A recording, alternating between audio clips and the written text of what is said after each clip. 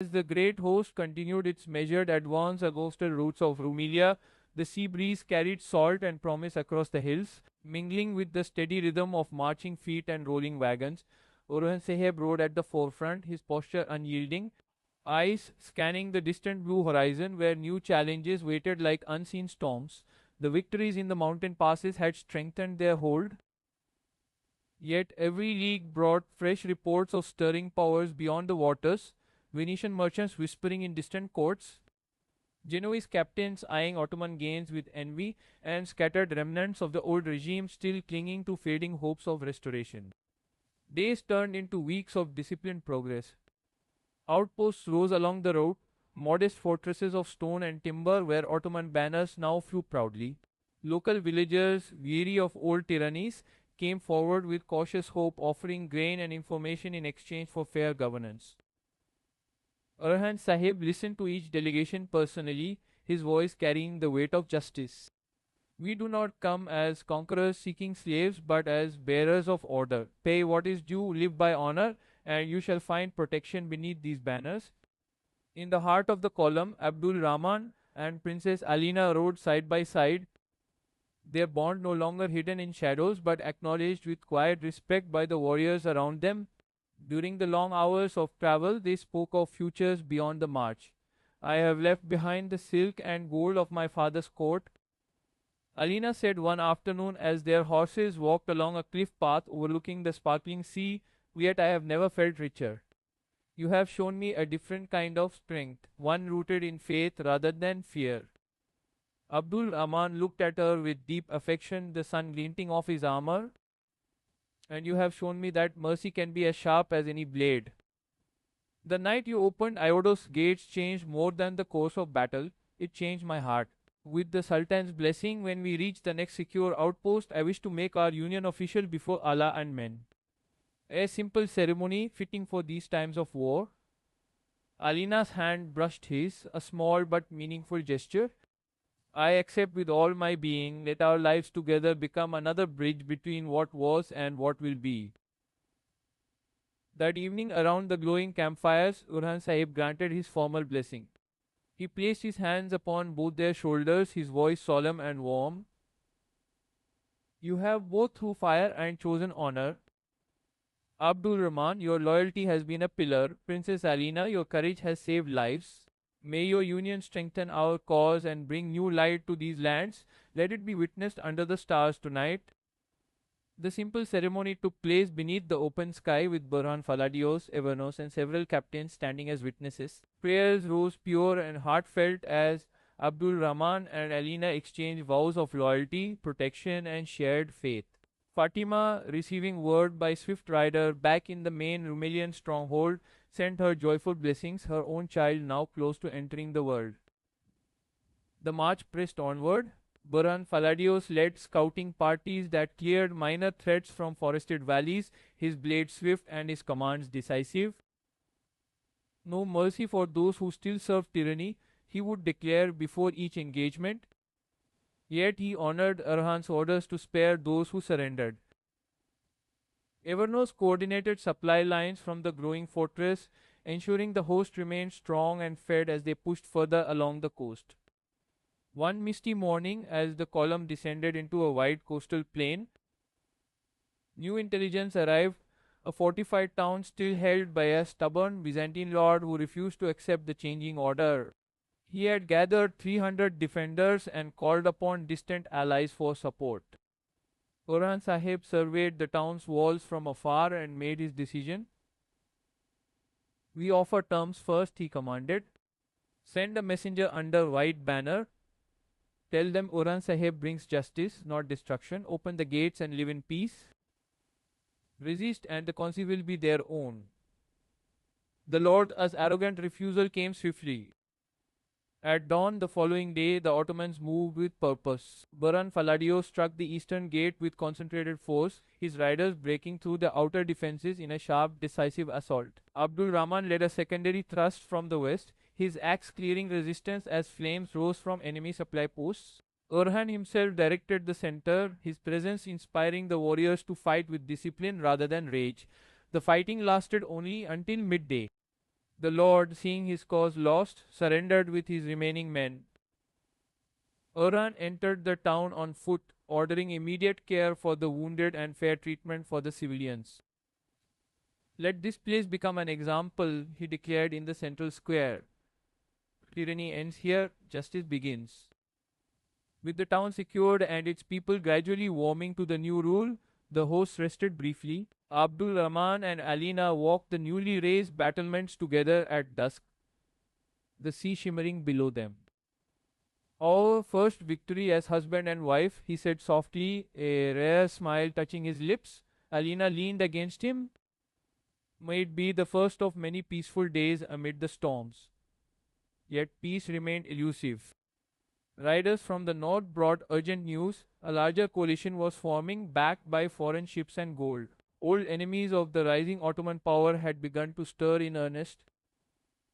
Uran Sahib listened gravely in his command tent, then addressed his captains with unwavering resolve. We have secured Iodos, we have rooted ourselves in Rumelia. Now the sea itself tests us. Prepare the host. We will meet this new threat before it reaches our shores. Abdul Rahman, you will command a wing. Burhan, lead the vanguard as always. Evernos, strengthen the rear fortresses. Fatima, guard our heartland with wisdom. Word reached Fatima in the main stronghold as her labor began. She gave birth to a healthy son under the protection of strong walls, naming him in honor of the legacy they all served. Evernos held the child with pride, whispering promises of a greater empire. As the main host prepared once more for war, Uran Sahib stood alone upon a high cliff overlooking the sea at night.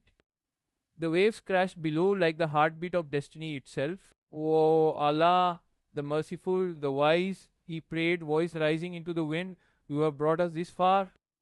Grant us strength for the trials ahead. Let our swords defend the innocent. Let our hearts remain pure.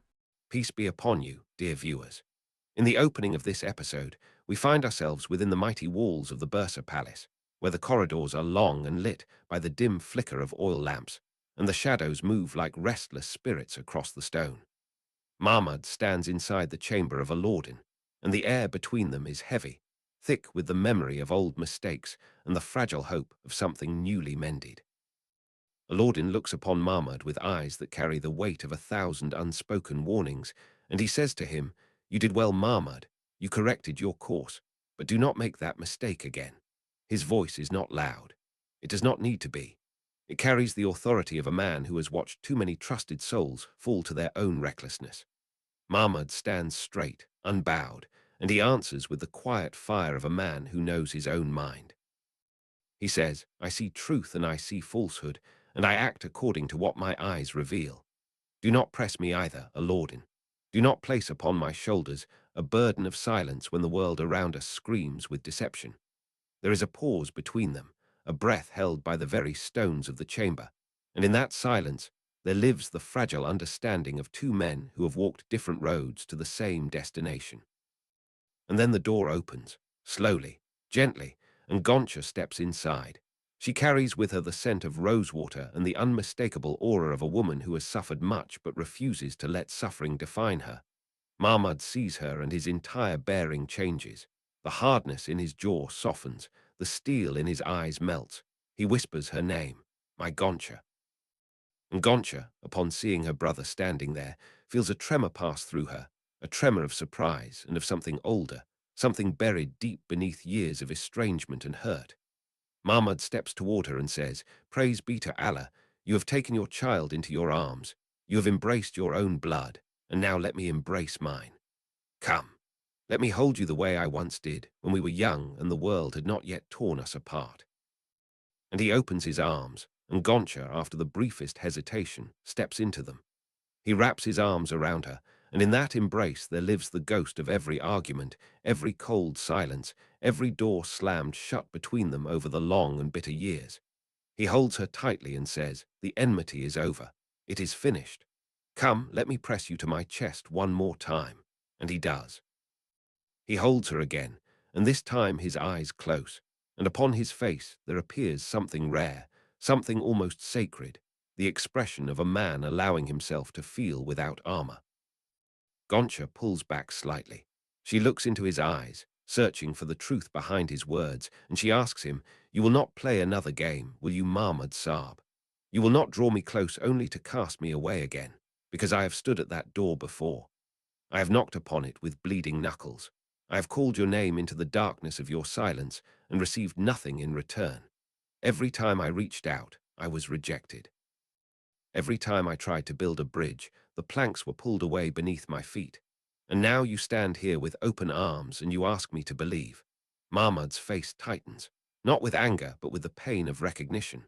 He says, "I told you, Goncha, it is over. Will you not embrace me in return? Will you not call me brother as you once did, when we would chase each other through the gardens and our laughter would echo off these very walls?"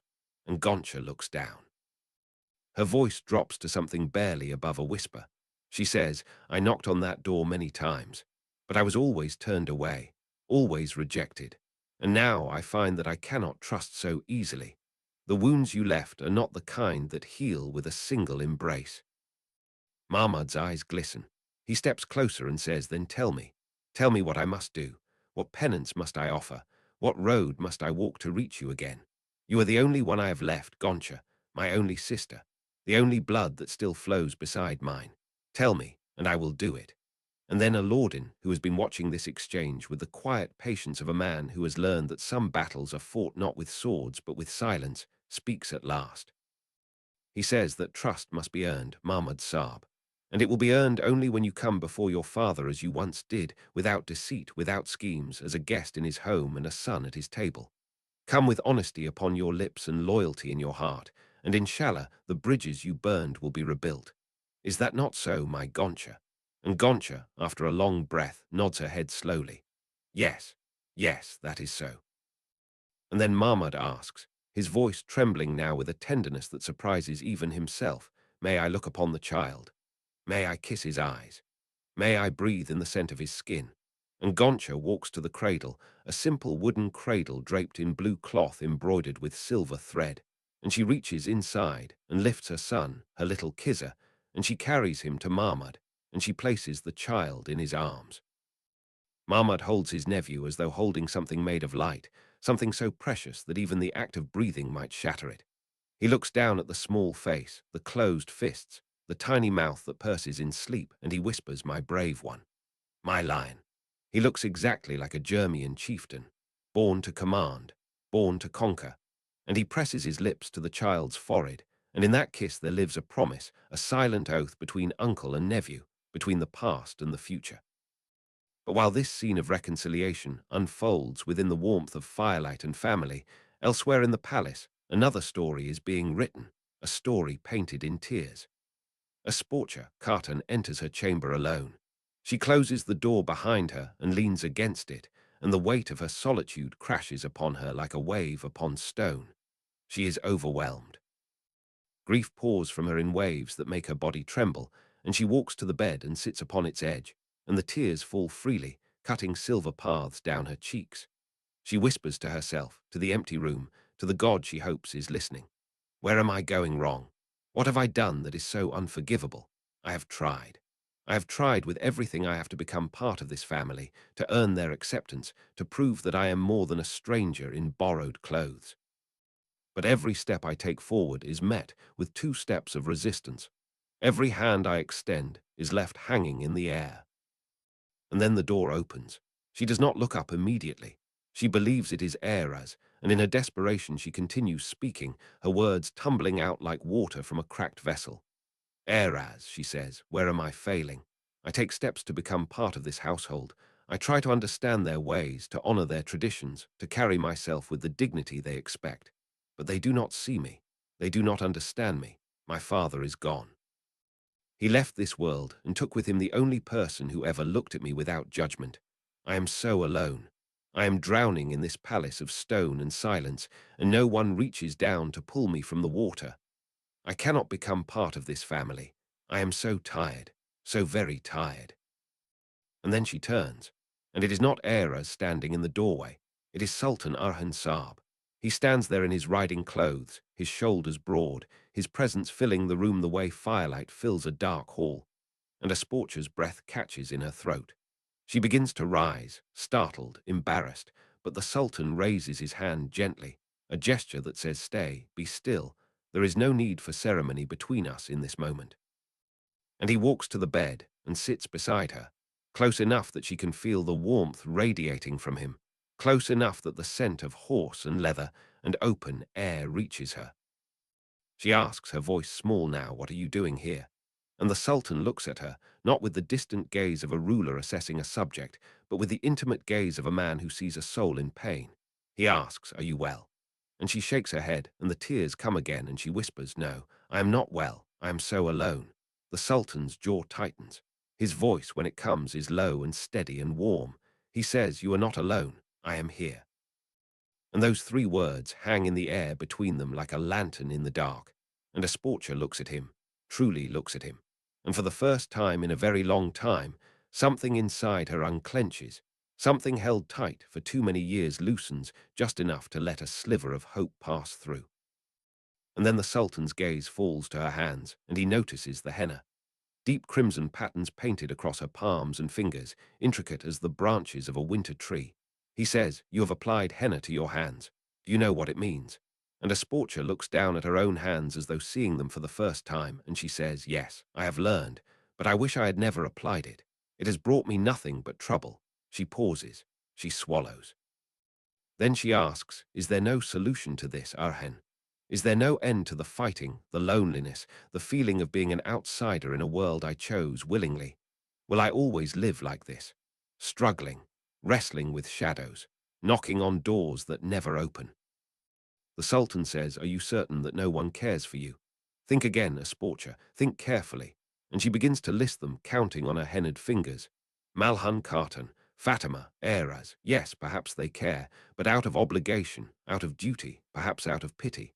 The Sultan listens. Then he asks, "Is there no one else? Is there no one else in your mind who holds you dear?" And a sporcher frowns. She says, "Who else is there?" And the Sultan looks directly into her eyes, and his voice drops to something barely above a whisper, something raw and unguarded, and he says, "I am here. Is my caring not enough?" And the words strike a sporcher like a thunderbolt. She looks at him, truly looks at him, and in his eyes she sees something she has been searching for, something she feared she would never find in these cold palace halls. Sincerity, warmth, the unmistakable fire of a man who means what he says, and neither of them speaks. The silence between them is not empty, it is full, it is alive. It breathes and it pulses, and it holds within itself 1,000 unspoken confessions. But outside, beyond the quiet sanctuary of that chamber, the world does not pause for matters of the heart. Out in the courtyard of Bursa, chaos erupts like a sudden storm.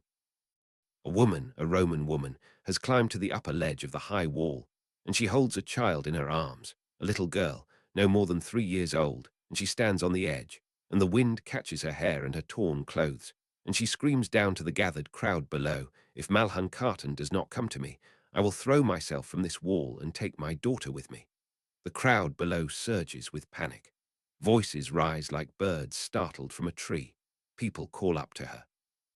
"Do not do this, Khartan. If you have no mercy on yourself, think of your child. Think of the innocent soul in your arms." Tamia Boga pushes through the crowd and shouts up to her, "What are you saying, sister? Soldiers, bring this woman down. Now." But as the soldiers step forward, the woman screams again, her voice cracking with desperation. "Stay back. Stay back. If Malhun Khartan does not come, I will jump. I will do it. Do not test me." And Tamia Boga freezes because he can see in her eyes the terrible certainty of someone who has nothing left to lose. Shamal appears beside him and demands to know who let this woman inside the compound. "What kind of spectacle is this?" he says, and his voice is hard with the frustration of a man who sees order crumbling before his eyes. And then Asma comes running. She sprints across the courtyard, her sandals slapping against the stone, and when she looks up and sees the woman on the ledge, the basket of fruit she carries crashes to the ground, pomegranates and apricots scattering across the cobblestones like dropped jewels. She cries out, "May God forgive us." We removed her from the gate, and she has climbed in through the chimney passage. "Come down," she shouts. "Come down from there, woman." But the woman on the ledge only grips her child tighter and calls out, "Malhun Khartan." I need to speak with Malhan Khartan. And Asma, seeing that words will not bring her down, turns and runs inside, shouting as she goes, "Do not let her jump, soldiers. Hold your positions. I am bringing Malhan Khartan." Inside, in the warm glow of the women's quarters, Goncha is speaking to Fatima. Her voice carries the fragile melody of renewed hope. She says, "Mahmud Saab, after all these years, held me tightly for the first time. The way he used to hold me when we were children. Mother, he took my little Kizzer into his arms. He held him and he smiled, and both he and Alordin said that the enmity is finished." And Malhan listens to her daughter's words, and a prayer of gratitude forms upon her lips. She says, 100,000 praises to Allah. But my child, one cannot always tell what lies beneath the surface of such gestures. Keep your guard. Do not let your joy cloud your judgment. Goncha nods and says, "You speak wisely, mother." And then Halima leans forward and says, "Come, sister, let us see whether the color has come." And Eraz raises her hand in warning. "Wait. If the henna has not taken color, it is considered a sign of ill fortune. It must stay on until morning." Halima unwraps the cloth from her hand and looks, and her face falls. "Eraz," she says, "the color has not come. Look, it is pale. It has not darkened. Is there some deficiency in me? Is there some curse upon my hand?" And Goncha leans forward and takes Halima's hand and holds it gently and says, "Do not be afraid, dear one. That superstition speaks of brides. It is not your burden to carry." Fatima nods and says, "We will apply it again. We will make it right. Will we not, sister?" And Goncha agrees, "Yes, let us apply it once more." And it is precisely at this moment of domestic tenderness that Asma bursts through the door, breathless, her face flushed with urgency. "Malhan Khartan," she gasps. "Malhan Khartan, that Roman woman and her daughter have climbed to the ledge above the eastern wall. She is threatening to throw herself and the child. She says she will not come down unless she speaks to you." And Malhan's face hardens. She rises at once. She says, "What is wrong with that woman? Has she lost her mind?" And the entire room empties as they all rush outside, their feet swift upon the cold stone, their hearts hammering with a fear that none of them will name aloud. Outside, the scene is a maelstrom of voices and reaching hands. Soldiers form a ring beneath the ledge, their arms outstretched as though they might catch the woman if she falls. The crowd chants, "Come down, Khartan. For the love of God, come down. Think of your child." And into this chaos ride Abdul Rahman and Turhan, their horses' hooves clattering upon the cobblestones of the Bursa gate. Abdul Rahman hears the noise and reins his horse to a halt and demands to know what is happening. Turhan, ever measured, ever watchful, says, "Inshallah it will be nothing grave," and they dismount and push their way through the crowd. Turhan sees the woman on the ledge and turns to Shamal. "Who is this woman?" he asks. And Shamal shakes his head and says, "We are finding out. But this is no ordinary disturbance." And then Malhan Khartan appears. She steps out from the palace doors and into the courtyard, and the crowd parts before her the way water parts before the prow of a ship. She looks up, and the woman on the ledge sees her, and the woman cries out, her voice raw with desperation, "Malhan Khartan, I need to speak with you. Malhan Khartan." And Malhan calls back, her voice commanding, and yet carrying beneath its strength a current of genuine compassion. "Wait, wait, I am here, I have come. Step back from the edge. Move the child back, move her back now, quickly." Fatima emerges behind Malhan, and then Nilafar, and then Halima, and then Goncha, and all the women of the household stand in the courtyard, their faces turned upward, their eyes wide with the shared horror of watching a mother and child balanced upon the thin line between life and death. Malhan calls up again. "What do you want, woman? You have brought a small child to this height. Have you no fear of God? Come down. Come down and we will speak. We will resolve whatever burden you carry. But come down first." And the woman on the ledge draws a breath that seems to pull the air from the entire courtyard, and she says, in a voice that rings against the stone walls like a bell, "I have brought my daughter to her father. I have brought her to the man who gave her life, and then abandoned us both." Alordin has now emerged as well, and he stands at the edge of the crowd, his arms folded, his face dark with concern. He calls up to her, "Sister, come down and tell us. Who is your husband? We will find him. We will hold him to account." And the woman looks down at the gathered faces, and her eyes sweep across them all, and she says, "You all know him very well." Halima leans toward Goncha and whispers, "By God, someone's secret child has appeared." Goncha whispers back, "We cannot tell who she means. What is this woman saying?" And Nilafar, standing beside them, her hands clasped tightly before her, says with quiet fury, "What kind of heartless creature abandons his own child? What manner of coward leaves a woman to raise his blood alone?" And it is at this precise moment that Faladios, whom they know also by the name Evanos, comes walking into the courtyard. He has been smiling. There is lightness in his step, the buoyancy of a man approaching his own wedding day, a man who believes that the hardest chapters of his life are behind him and that the pages ahead hold nothing but joy. But as he rounds the corner and sees the crowd, sees the upturned faces, sees the soldiers with outstretched arms, his smile falters. He calls out, "Commanders, what is happening here? What is this commotion? Fatima, what is going on?" And then he turns, he looks up, and he sees her. He sees the woman on the ledge. He sees the child in her arms. And the blood drains from his face. Every drop of color vanishes as though pulled away by an invisible hand. His lips part, his chest heaves, and from his mouth escapes a single word, a name spoken not with authority or composure, but with the helpless terror of a man watching his entire world unravel before his eyes. Falia. The name falls from his lips like a stone dropped into still water, and the ripples spread outward, touching everyone who hears it. Fatima, who stands closest to him, turns her head slowly. She looks at him. She sees the recognition in his face, the guilt, the naked fear. And her voice, when it comes, is a blade forged in the fires of betrayal. She says, "You know this woman. You know her." And Evanos cannot answer. His mouth opens. It closes. No sound emerges. He stands there like a man struck by lightning, frozen in the terrible space between confession and silence. Aladdin says, "Come down, woman. If you will not show mercy to yourself, then show mercy to the child." Malhan calls up once more, tell us who is the father of your child. We will find him. We will bring him before you. Come down now." And the woman on the ledge, her eyes burning with the fire of a mother's love and a woman's wrath, looks directly at the crowd below, and her voice cuts through the evening air like a scimitar through silk. "The man who is to become your son-in-law tomorrow," she says. "Faladios. He is the father of my daughter." Silence. Absolute, crushing, suffocating silence. It descends upon the courtyard like a shroud pulled over the face of the dead. Every mouth falls open. Every eye widens. Every heart stops its beating for one suspended, infinite moment.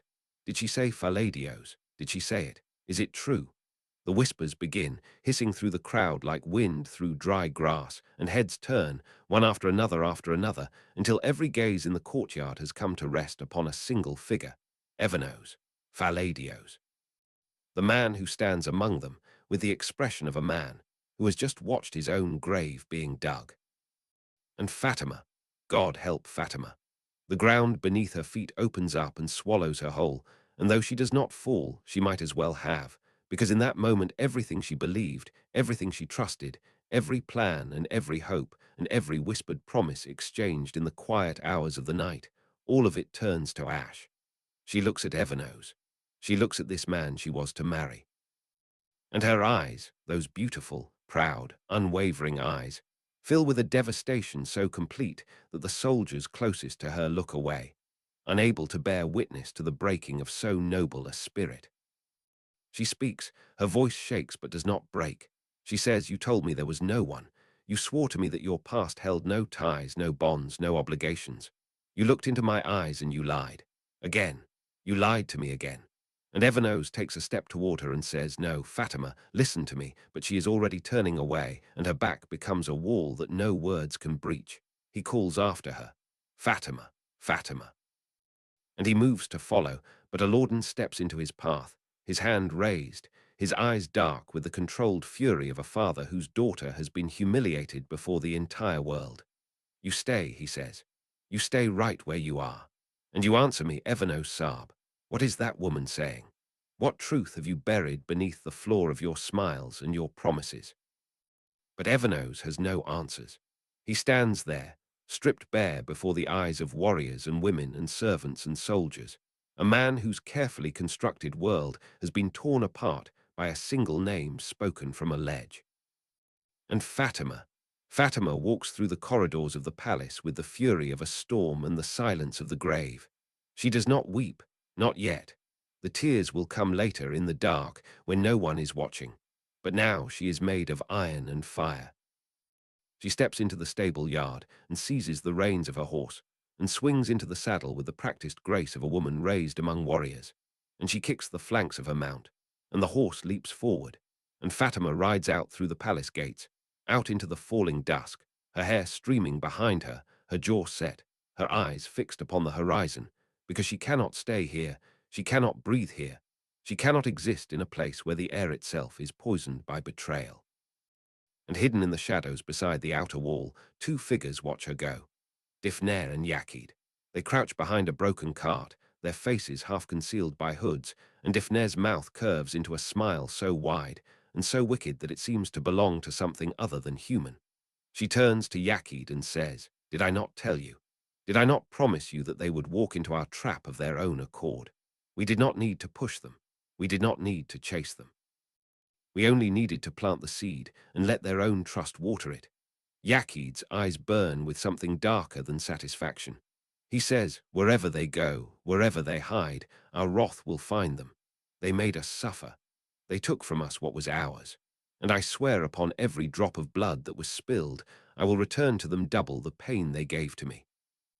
And then both of them rise and vanish into the falling darkness like smoke caught by the wind, and their laughter hangs in the air behind them, thin and cold and terrible.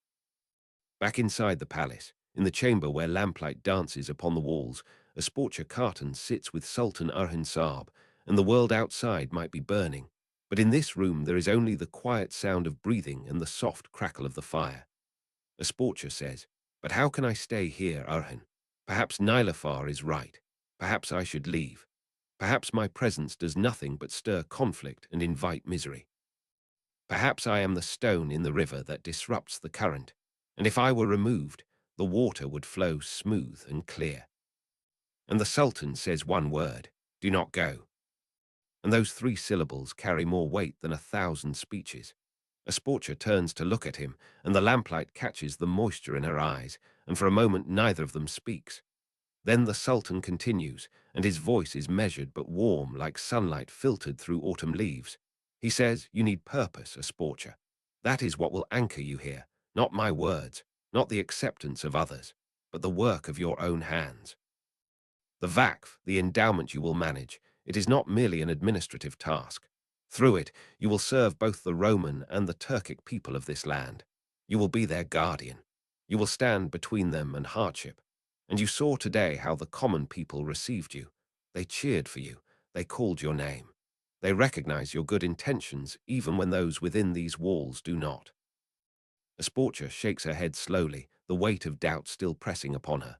She says, "But your family, Arhan, your family does not see me the way the common people do." And the Sultan reaches forward, and his hand comes to rest beside hers upon the bed, close but not quite touching, a gesture that holds within it both restraint and promise. He says, "You are my family too, a sporcher, and everyone in time will come to accept this. Give them time. Give yourself time. The roots of a strong tree do not grow in a single season." A sporcher looks down. She says, "Nilafar, she is a woman who loves deeply." The Sultan nods slowly. He says, "She will come around too, a sporcher." A sporcher's voice drops. She says, "Nilafar does not wish to share the person she loves. She guards her place beside you with the ferocity of a lioness guarding her cubs." And the Sultan says her name softly. A sporcher, just her name, nothing more. And the way he says it carries within it everything that words cannot express. And a sporcher looks up, and her eyes meet his, and she says, "And I, how will I share you? How do you ask a heart to divide itself? How do you ask fire to burn in 2 hearths at once without diminishing in either?" The Sultan falls silent. The question hangs between them, unanswered and perhaps unanswerable, and in the silence a sporcher reaches across the bed and picks up the sword that lies there, the gleaming blade with its leather-wrapped hilt, and she holds it out to him. She says, "This will be very difficult for me, more difficult than any battle I have ever fought. because battles end. They end in victory or defeat. But this has no ending.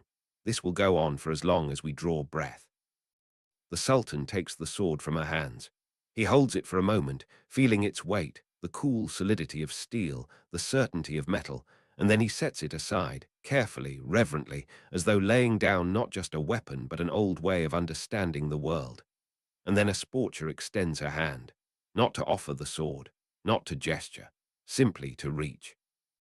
And the Sultan takes her hand in his, and their fingers interlock, and the henna upon her skin presses against the calluses of his palm, and they look at each other, and in that look there is everything.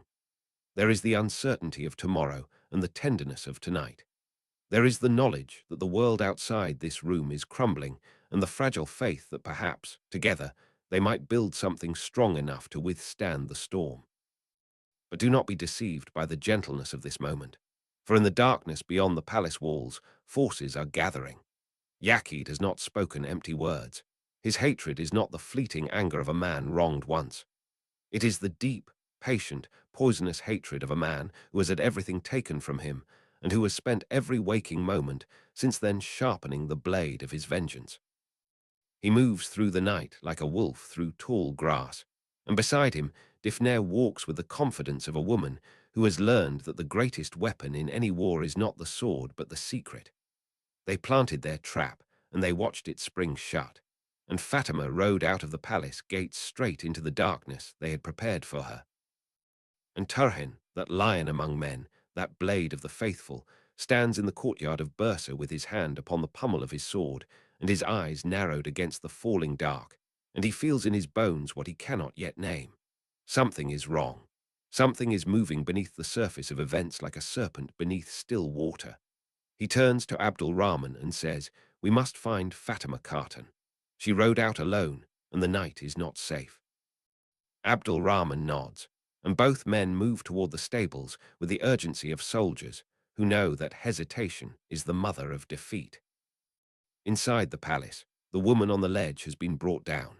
Soldiers helped her descend, their hands gentle upon her arms, and she stands now in the courtyard with her daughter pressed against her chest, both of them trembling, and around them the murmur of 100 voices rises and falls like the tide.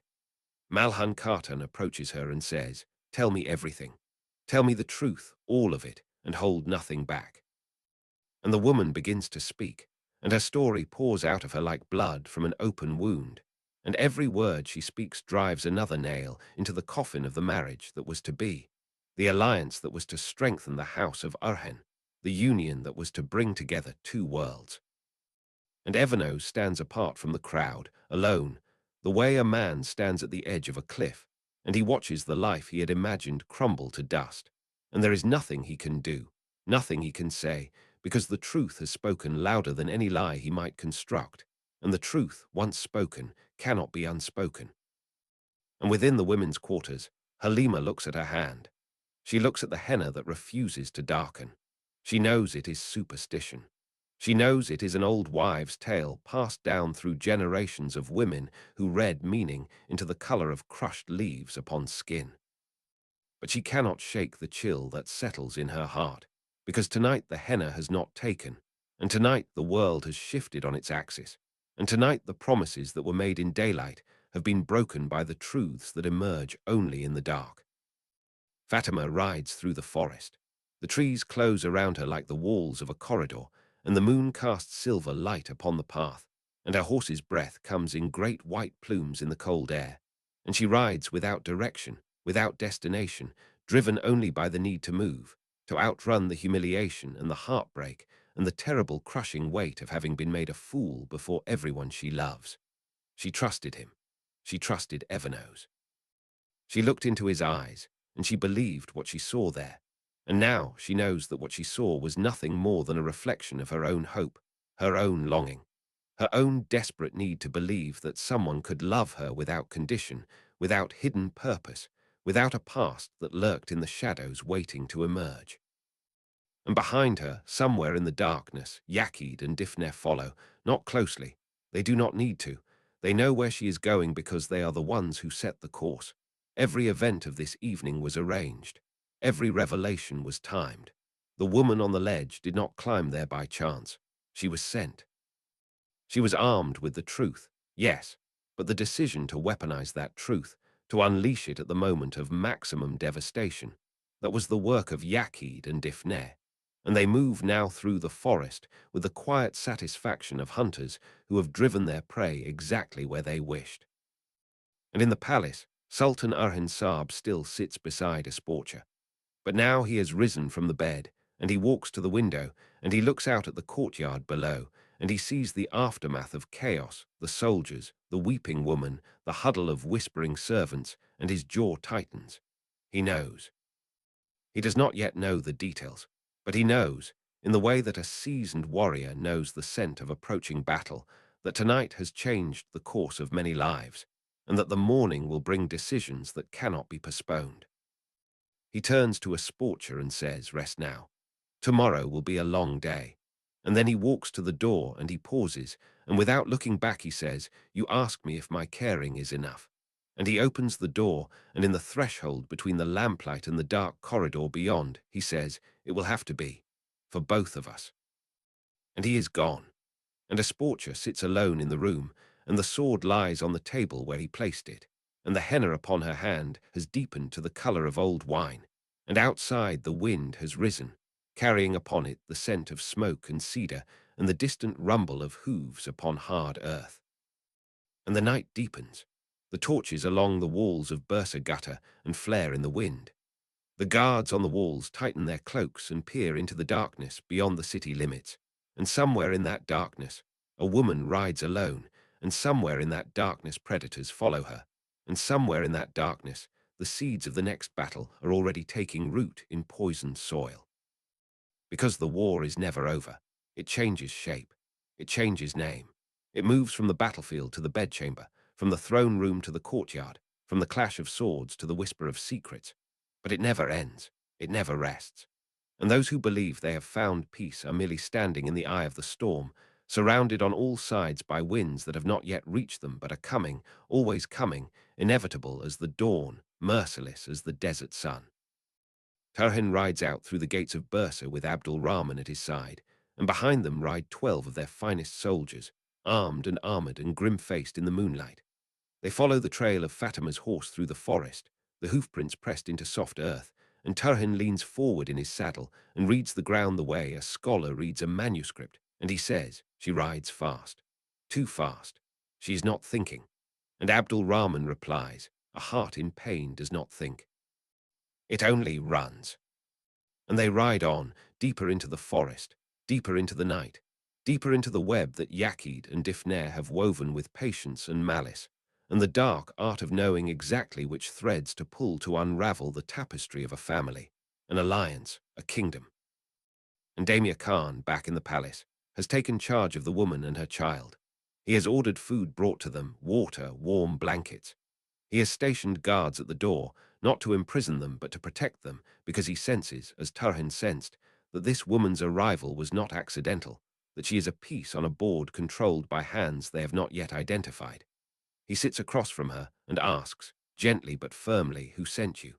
Who told you to come tonight? Who gave you access to the compound? And the woman looks at him with haunted eyes and says nothing, because the answer to that question leads to a place she is terrified to go. And Malhan Khartan stands in the corridor outside her chamber, and Goncha stands beside her, and neither of them speaks. They do not need to. They have shared too many battles, too many betrayals, too many midnight vigils to require words at moments like these. Malhan reaches out and takes her daughter's hand, and Goncha squeezes it, and in that simple gesture there lives the entire history of a mother and daughter who have weathered storms that would have destroyed lesser souls. And Aladdin has retreated to his chamber, and he sits at his desk, and before him lies a parchment upon which he has begun to write, but the ink has dried upon the nib of his reed because his mind is elsewhere. He is thinking about Evanos. He is thinking about the man he welcomed into his family, the man to whom he was about to give his daughter, the man who stood in his hall and swore upon the honor of his blood that he was worthy of the trust being placed in him. And Aladdin's hands, those hands that have wielded swords and signed treaties and held newborn children, curl into fists upon the surface of the desk. And Mahmud, who earlier held his sister in his arms and spoke of peace and new beginnings, stands at the window of his chamber and looks out at the chaos below. And upon his face there plays a smile so thin and so knowing that if anyone were to see it, they would understand instantly that Mahmud's reconciliation with Goncha was not born of love alone, but of calculation, of the careful, measured chess game he has played since the day he decided that the only way to survive in the house of Arhan is to become indispensable. And so the threads multiply. They weave and cross and tangle, betrayal laid upon betrayal, trust placed in hands that were never worthy of it, love offered to hearts that held within them chambers locked and hidden. And over it all, the great shadow of Yaqid falls like the wing of a vulture, circling, circling, patient, relentless, waiting for the moment when the last pillar cracks and the whole magnificent structure comes crashing down. But the house of Arhan Saab has stood against greater storms than this. It was built not on stone alone, but on faith, on the unshakable conviction that truth, though it may be buried, will always claw its way to the surface. And Tarhan rides through the night to find Fatima, and his sword hangs ready at his side, and his heart beats with the steady rhythm of a man who has pledged his life to the protection of those he loves. And Abdul Rahman rides beside him, and behind them the soldiers follow, and the forest opens before them like a mouth, and they ride into it without hesitation, without fear, because fear is a luxury they have never been able to afford. And the story is not over. It is far from over. The night has not yet reached its darkest hour. The revelations that have shaken the palace of Bursa are only the beginning, the first tremors of an earthquake whose full force has not yet been felt. Yaqid moves in the darkness. Dekhne weaves her web. Mahmud plays his quiet game. And at the center of it all, Sultan Arhan Saab walks the corridors of his palace alone, his shadow long upon the floor, his mind turning over the pieces of a puzzle that grows more complex with every passing hour. And he knows, with the certainty of a man who has carried the weight of a nation upon his shoulders for more years than he cares to count, that the morning will bring not resolution, but escalation. Not peace, but the terrible clarity that comes only when all masks have been removed and every soul stands naked before the judgment of God. And the henna upon Halima's hand still has not darkened. And Fatima's horse still gallops through the forest, its hooves drumming against the earth like the beating of a desperate heart. And a sporcher still sits upon the edge of the bed, her hand outstretched, her palm open, as though she can still feel the warmth of the Sultan's fingers intertwined with her own. And the fire in the hearth burns low, and the wind carries the sound of distant hoofbeats. And somewhere in the darkness, a voice whispers, "This is only the beginning." The war is not over. It has merely changed its face. And when the sun rises over Bursa, it will illuminate not a city at peace, but a city on the edge of a blade, balanced between the past and the future, between loyalty and betrayal, between the love that builds empires and the hatred that brings them to their knees. And that sunrise is coming. It is always coming. Peace be upon you, dear viewers. The night has deepened over Bursa, and the moon hangs like a silver coin suspended in the endless dark. And beneath its cold light, the palace stands in uneasy stillness, its walls holding within them the echoes of the evening's revelations, the shattered trust, the exposed secrets, the hearts that have been broken and the hearts that have been hardened by what they witnessed.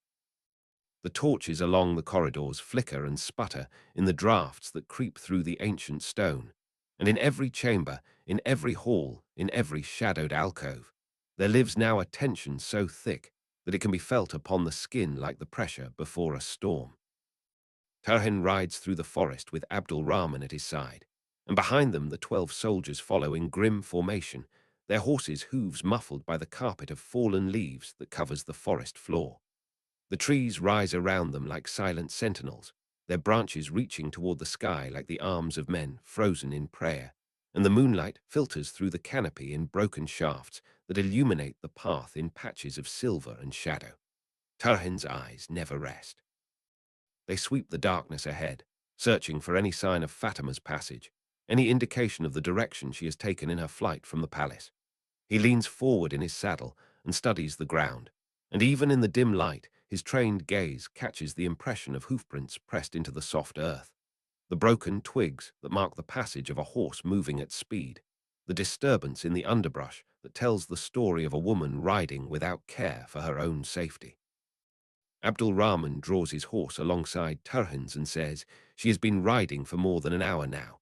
If she continues at this pace, her horse will founder before dawn." Tarhan nods, but does not slow his own mount. He says, "Then we must reach her before that happens. The forest is not safe at night, and there are those who would see harm come to the house of Arhan." His voice carries the weight of knowledge, the accumulated wisdom of a man who has spent his life reading the movements of enemies both visible and hidden. And Abdul Rahman hears in that voice the same suspicion that has been growing in his own mind since they rode out through the gates. They ride on. The forest grows denser. The path narrows until it is barely wide enough for two horses to pass abreast, and the soldiers behind them fall into single file, their hands resting upon the hilts of their swords, their eyes scanning the darkness for any sign of ambush. And Turhan thinks of Fatima. He thinks of the proud young woman who has been raised among warriors, who carries herself with the dignity of her bloodline, who has never shown fear in the face of any enemy. He thinks of how she looked when she rode out through the palace gates, her hair streaming behind her, her face set in an expression that was not fear but something worse, something that spoke of a wound so deep that it could not be shown, could only be carried in silence until the bearer finds a place far enough from watching eyes to finally let the weight of it crush her. And somewhere ahead of them, Fatima has indeed stopped. Her horse stands in a small clearing, its sides heaving, foam flecking its mouth, its head hanging low with exhaustion. Fatima has dismounted, and she stands at the edge of the clearing, her back to the horse, her face turned toward the darkness of the forest beyond. She does not weep. The tears have not come yet. They are lodged somewhere in her chest, a pressure building behind her ribs, a flood held back by a dam of pride and fury, and the absolute refusal to let herself break. She stares into the darkness, and she sees nothing, because what she is looking at is not the forest, but the memory of Evanose's face, the way his expression changed when he saw the woman on the ledge, the way her name fell from his lips like a confession torn from his throat against his will. Valia. That single word that rewrote everything she thought she knew about the man she was to marry. She thinks of all the times he looked into her eyes, all the times he spoke of the future they would build together, all the times he held her hand and swore that there was nothing in his past that she needed to fear. And she realizes now that every one of those moments was built upon a foundation of lies, that the man she loved was a construction, an edifice erected to conceal the truth of who he really was, and that the real Evanose, the one who abandoned a woman and child, the one who walked away from his own blood and built a new life upon the grave of his discarded obligations, that man had been hiding behind the mask all along, watching her fall in love with a fiction. And then she hears it, a sound in the darkness, the snap of a twig, the rustle of leaves disturbed by something larger than the wind. She turns, her hand moving instinctively to the dagger at her belt, her body tensing into the posture of a woman raised among fighters, and she peers into the shadows between the trees. A figure emerges, and then another, and then more, stepping out from behind the ancient oaks like spirits materializing from the darkness itself. And at the head of them stands Yakid. His face is illuminated by the moonlight, and upon that face there lives an expression of such pure, undiluted satisfaction that Fatima feels her blood turn to ice in her veins. He says, "Fatima Khartan, how fortunate that we should meet here, in this lonely place, far from the walls of Bursa and the swords of your protectors." Fatima's hand tightens upon the hilt of her dagger. She does not draw it, not yet. She knows that she is outnumbered, that the shadows behind Yakid hold at least a dozen armed men, that any move she makes will be met with overwhelming force. But she also knows that she is the daughter of a Lordin, the granddaughter of warriors whose names are written in the chronicles of conquest, and she will not show fear to this man who has crawled out of the darkness like a serpent seeking warmth. She says, "Yakid, I should have known.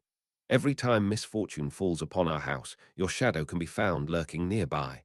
Yakid laughs. It is not a pleasant sound. It carries within it the memory of every humiliation he has suffered, every defeat he has endured, every moment of powerlessness that has fueled the fire of his vengeance. He says, misfortune. No, Khartan. What fell upon your house tonight was not misfortune. It was truth. The truth that your beloved ever knows, buried beneath years of smiles and oaths. I merely helped it find its way to the surface. Fatima's eyes narrow. She says, you sent that woman. You arranged this entire spectacle. Yaqid spreads his hands in a gesture of mock humility. He says, I am merely a humble servant of justice, Khartan. The woman came of her own will. Her grievance is real. Her suffering is genuine. I simply provided her with the opportunity to be heard. Is that not what your house claims to stand for?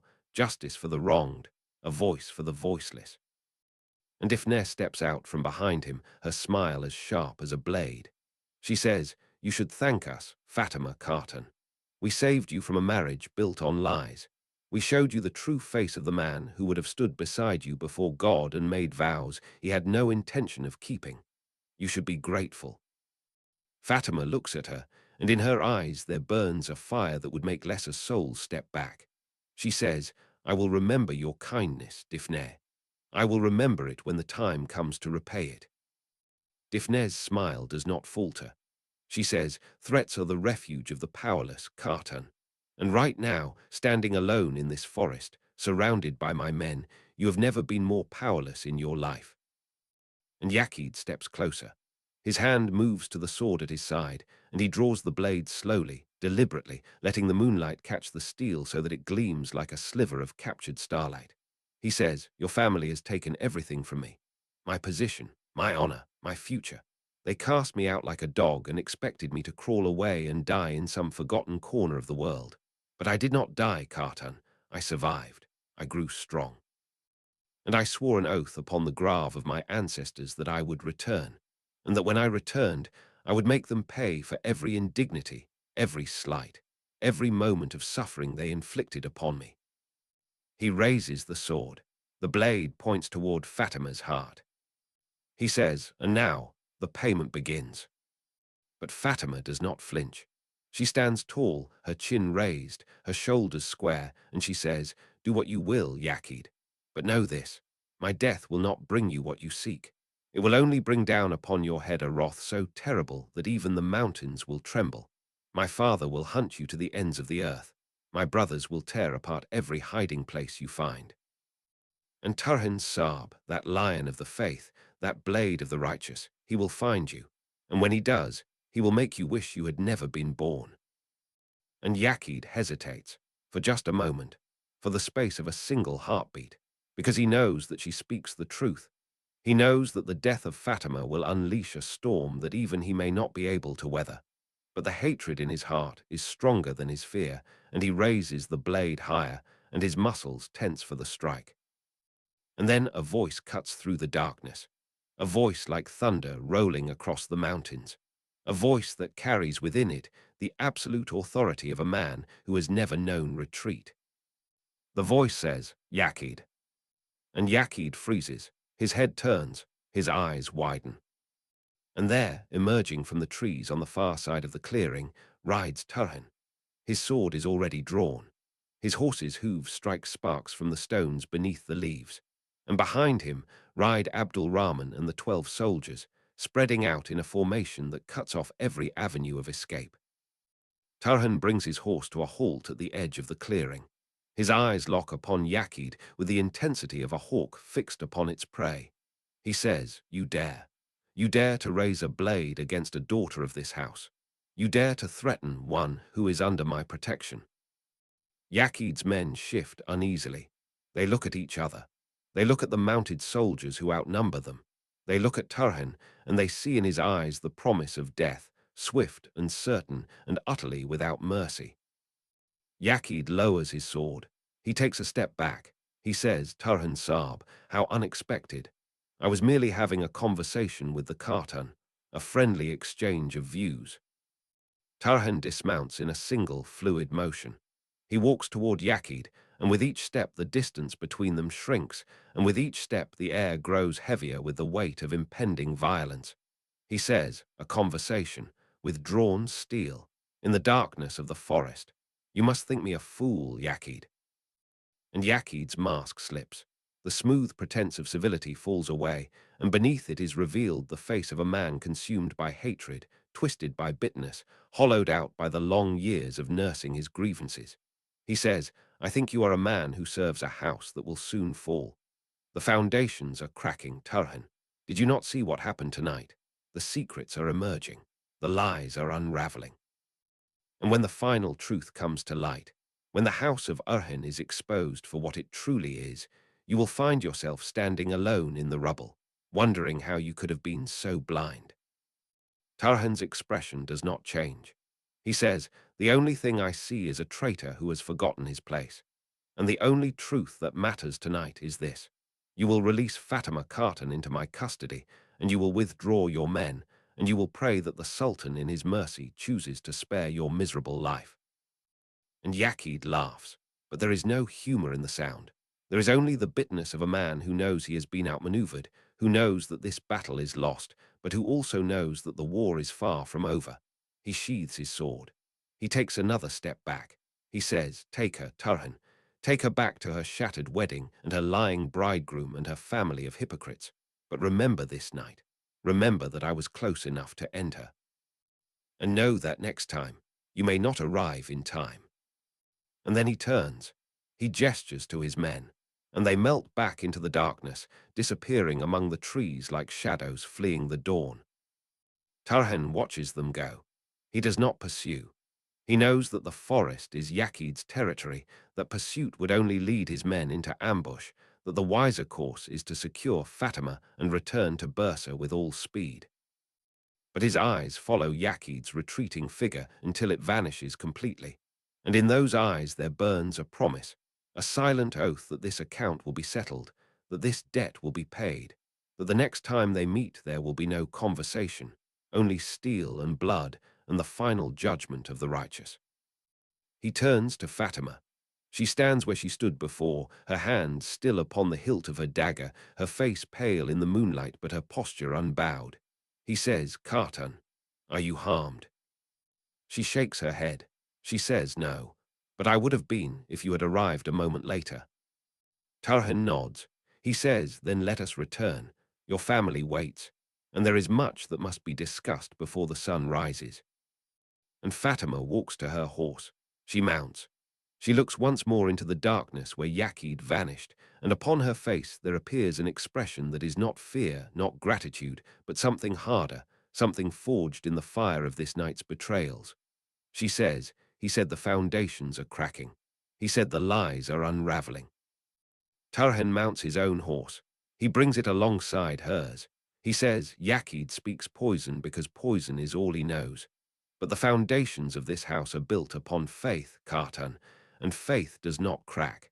It does not crumble. It endures. Fatima says nothing. She turns her horse toward Bursa, and she begins to ride. And behind her, Tarhan and Abdul Rahman and the soldiers fall into formation, and they ride through the forest in silence, and the moon watches them from above, and the trees stand witness to their passage, and somewhere in the darkness Yakid watches too, nursing his hatred, planning his next move, waiting for the moment when the walls will be unguarded and the blades will be unsheathed and the final reckoning will begin. Back in the palace, the night has not been idle.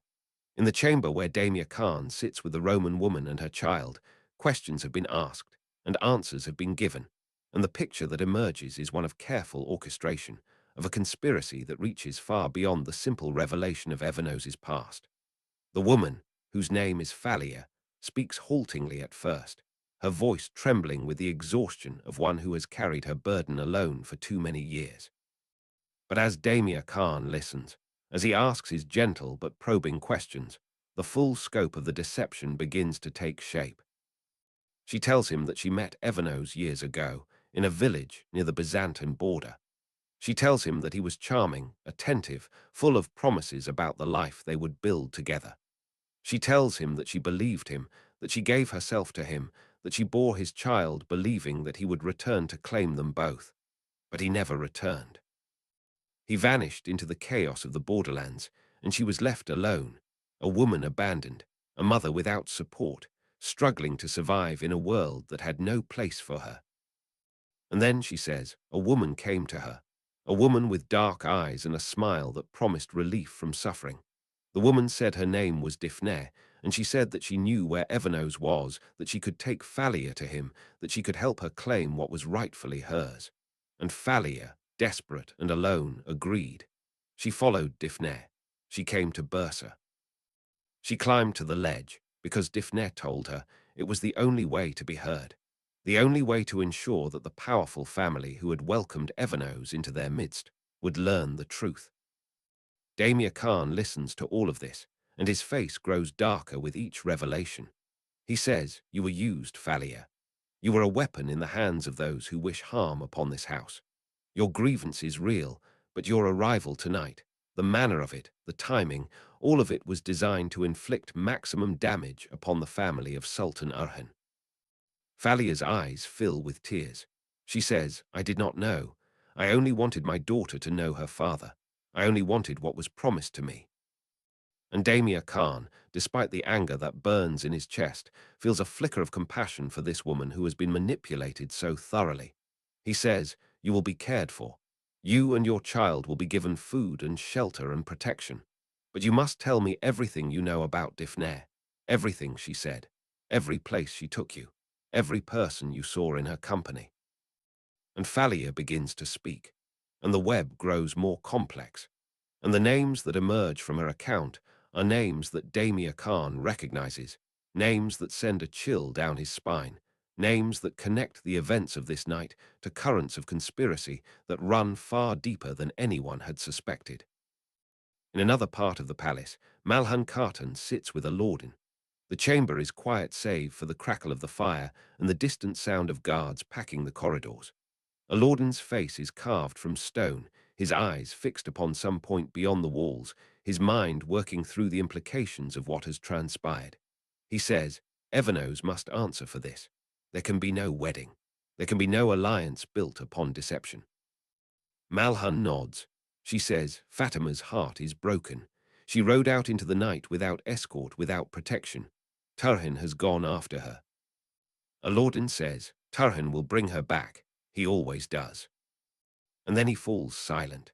And in that silence there lives the weight of a father's failure, the terrible knowledge that he invited this man into his home, that he offered his daughter to someone unworthy, that his judgment, upon which so many lives depend, proved flawed in a matter of the gravest consequence.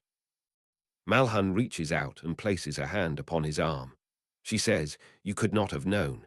Evanos hid his past with the skill of a man practiced in deception.